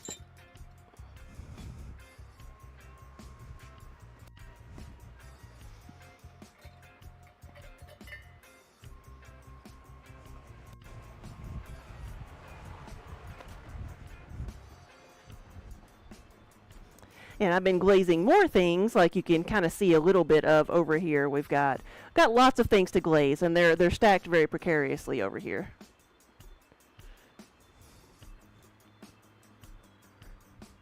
Do I have one of the troll type mugs? No, I've got so all the ones that I made that survived were sold, but I've got one here that was so you can kind of see the size of them. We had a blowout only on one of them. I was very happy. So and this was one of the very first ones. So let me put him back on here, right? So that's kind of what he looked like. And then with his little teeths. But he did have a blowout. And so I put little eyes as a thumb rest, and then on the inside of the eyes they were going to be it was red. And so the eyes are matte black, and then whatever colors are on the outside. But let me see if I have a picture of them. Have you seen pictures of them on our social media? Right, Wonder Hamster, nothing makes you think of Renaissance, the Renaissance more than alligators. Yeah, I wonder if I had a picture I could show from like Instagram. No, like the Mimic mugs were great. Here we go. Let me get this out. I'm going to scooch him back over here and put his eyeball back inside because it's going to fall off.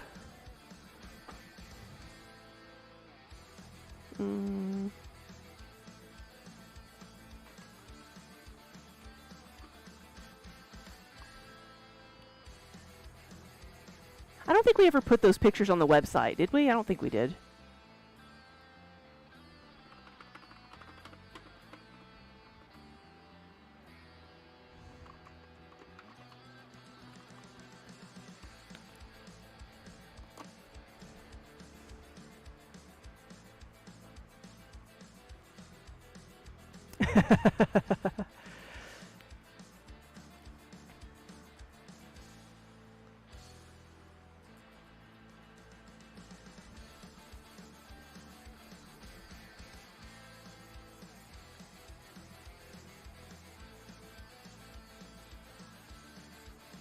All right, I'm going to see if we can like copy this here and show it.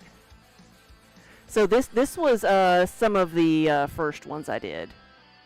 The first batch that actually made it. So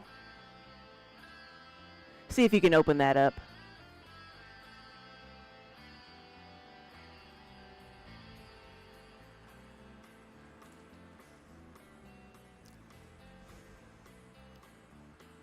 Okay, you saw that you found them on the Instagram. Yeah, yeah.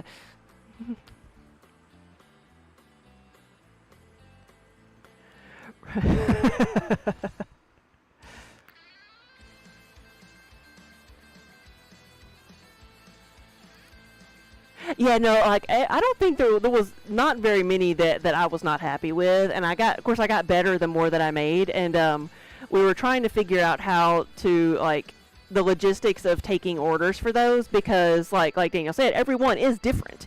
So we're thinking of putting something together like with a disclaimer saying like you can pick your number of eyes and teeth and tongue, tongue or no tongue, and based on that, maybe I don't know, should I let people choose color?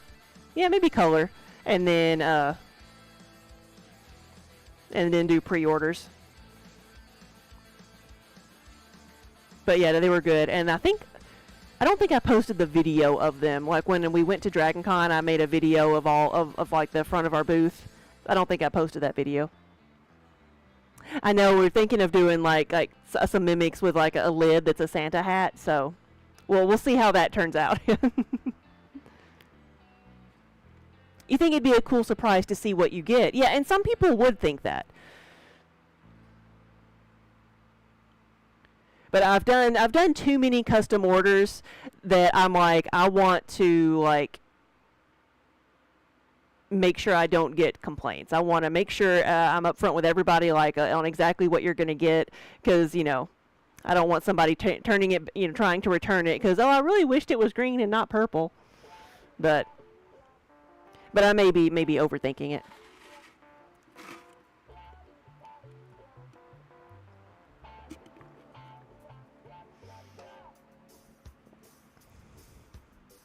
But yeah, Andy makes monsters all the time, so this is just a beginner's, you know, monster.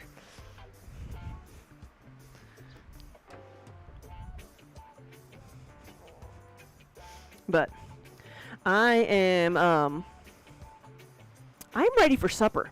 I'm ready to get something to munch on, so I think I'm gonna head out.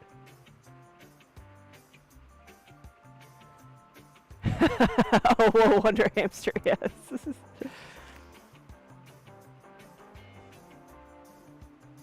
Yeah, we've been at it for a little while, and we got a lot done. So I need to put another layer on some of the pieces I've got here, and then they're going to go into the kiln. I'm going to get the last pieces out, and then I'll fire this tonight.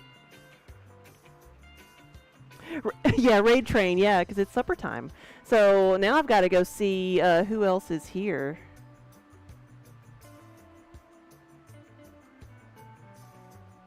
Yeah, Andy, have a good night, and thank you so much for stopping by.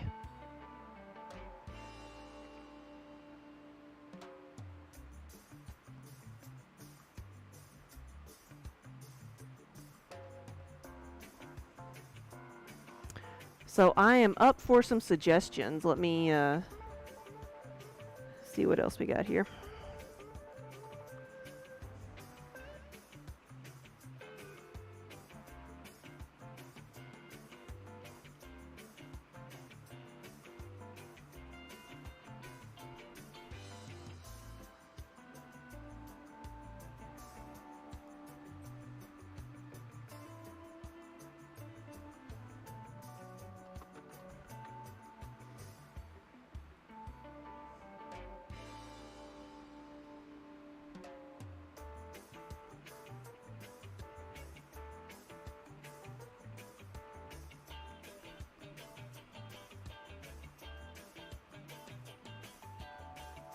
So, oh, we've got spinning fibers, spinning yarn, so that's Sleeping Luna. And let's see.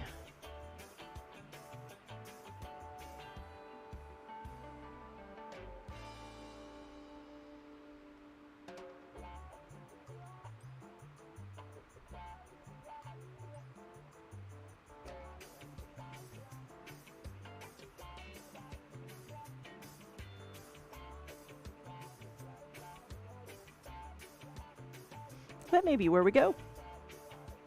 All right, let me see.